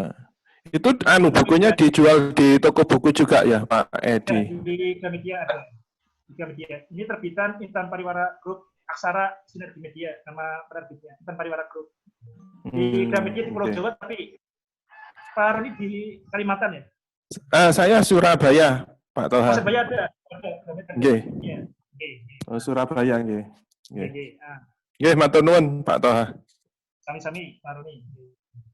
Saya boleh Pak Toha? Nggih. Pak, Boleh? Ya. Assalamualaikum Pak Toha. Menarik dan luar biasa. Pertanyaan saya gini Pak Toha, saya kan mengelola lembaga sekolah ini, dan apakah TOSEM ini bisa diterapkan secara umum di kelas Pak Toha pada anak-anak kami? Setelah nanti kegiatan setelah kita mengikuti pelatihan TOSEM ini, seperti itu Pak Toha. Terima kasih Pak Toha. Waalaikumsalam warahmatullahi wabarakatuh. Ya, TOSEM itu yang sudah kami praktekkan juga dua jenis, yaitu TOSEM secara massal dan TOSEM secara individu. Kalau yang sebenarnya secara massal itu lebih menyenangkan karena anak bertemannya sebenarnya. Tapi yang perlu ditekankan kalau secara massal di sekolah, ini gurunya harus paham dasarnya, paham konsep teorinya. Karena jadi tujuannya apa, kenapa begini, dan sebagainya itu harus tahu. Karena praktek TOSEM itu sangat sederhana. Kalau ini yang dikhawatirkan kalau seorang instruktur tapi nggak paham teorinya, itu jadi kaku. Jadi sangat keternek ya. Jadi malah bikin stres dirinya atau stres siswanya. Ini sangat pas diterapin di sekolah dan sudah terbukti, dan ini terutama di kelas 5 dan kelas 6.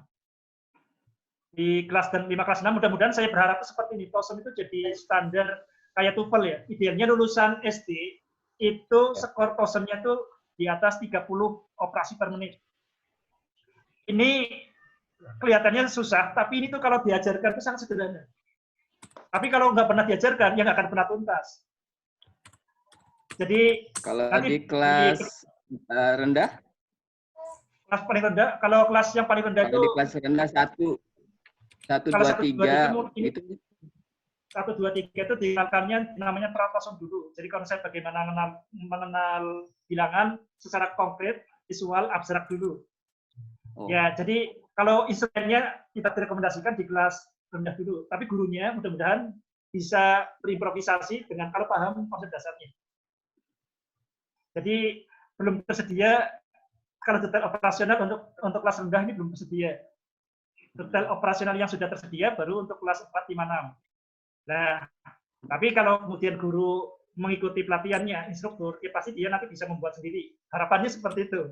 Untuk kelas 1, kelas 2, dan kelas 3. Yang jelas, TOSEM yang instrumen yang sekarang ada, itu jangan diterapin di kelas rendah, nanti stres ketika anak dipaksa hitung cepat tapi belum paham. Kalaupun bisa itu bahaya. Karena nggak paham, yang namanya pertambahan itu apa, perkalian itu apa, itu harusnya paham dulu. Kalau dipaksakan hitung cepat dulu, ya jadi stres bareng dan memang tidak berguna. Kalaupun bisa itu malah bahaya.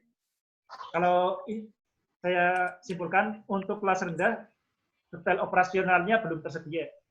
Untuk kelas yang sudah tersedia saat ini, 4, 5, 6. Demikian Ustadz di Kafah Islamic School. Kafah Islamic School. Kalau lembaga kami ingin kerjasama itu ada SOP-nya gitu, Pak. Nanti berkaitan dengan kerjasama dan sebagainya nanti dari tim nanti Mas Edi dan Pak Rohmani nanti. Oke, baik. Terima kasih.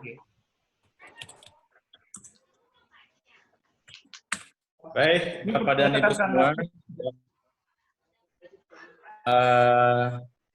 Waktu kita sudah menunjukkan 11:12 menit. Kita sudah 2 jam lebih ya. Dengan jemaah sini tidak terasa. Alhamdulillah. Banyak yang kita sudah dapatkan. Dan sekali lagi kita baru pada konsep dasar dan teori matematika detik agar nanti ketika operasional di TOSM tidak keliru. Karena ini menyangkut konsep dasar. Kita nanti akan teruskan buatkan sesi yang kedua. Jadwal nanti kita kirimkan lewat Pak Edi yang akan mengirimkan beritanya kapan kita untuk sesi yang kedua ini. Dan mungkin nanti sesi yang kedua akan lebih operasional ke tes of second matematik ya Pak Toha ya. Baik, mudah-mudahan bermanfaat pertemuan kita. Nanti kalau masih ada beberapa pertanyaan yang mungkin disampaikan, silahkan di chat ya. Saya masih Pak Rohmani, tidak. Ya. ada yang perlu saya sampaikan, jangan ditutup dulu. Enggak, teruskan Oh dulu. iya, silakan Pak Edi yang sampaikan. Bismillahirrahmanirrahim. Assalamualaikum warahmatullahi wabarakatuh. Salam kenal semua Bapak yang mungkin kenal dengan saya di chat. Nah ini kelihatan mukanya. Sekarang saya email sama WA. Nah ini kemudian saya bisa mengundang Bapak dan Ibu. Alhamdulillah. Kami di sini mencoba untuk bagaimana yang diterapkan Pak Toha di Tegal itu bisa terkondisikan semua di seluruh Indonesia. Makanya kami mengkonsepkan seperti ini. Kemudian tadi Pak Rohmani menyampaikan yang batch 2, yang webinar kedua selanjutnya kan harus ikut webinar ini. Artinya sudah yang hadir di sini baru kemudian ikut batch, kecuali belum pernah ikut batch 1 berarti dia harus masuk batch 1 dulu supaya mengetahui pemahaman lengkapnya. Nah, kami memerlukan apa namanya partisipasi Bapak dan Ibu untuk sumber kami, artinya untuk kemudian yang hadir hari ini siapa saja sih? Nah ini kan kadang-kadang namanya dengan yang di WA saya kan beda, nanti saya nggak bisa sortir juga nih. Nanti bisa WA ke saya, WA ini saya tak chat di chat ya, atau email bahwa saya pernah ikut batch 1 gitu loh. Jadi untuk kemudian ada info batch 2, saya hanya membagikan kepada Bapak dan Ibu yang hari ini ikut. Untuk kemudian yang lain saya undang ketika kemudian ada webinar atau pelatihan yang pertama tadi begitu. Begitu Pak Rohmani, terima kasih. Assalamualaikum warahmatullahi wabarakatuh. Waalaikumsalam. Jadi insya Allah yang hadir pada pertemuan hari ini nanti akan diundang oleh Pak Edi, dan harapannya Bapak dan Ibu semua juga mengajak yang lain untuk hadir di batch 1 tentunya, bukan di batch 2. Karena belum ikut di batch 1. Di chat Pak, alamatnya di chat. Alamat, oh ya masing-masing. Bisa silahkan kirim ke WA atau ke email ya. Kirim ke itu alamat WA-nya ke Pak Edi, jadi bisa kirim lewat email maupun lewat chat WA. Baik, terima kasih atas perhatiannya.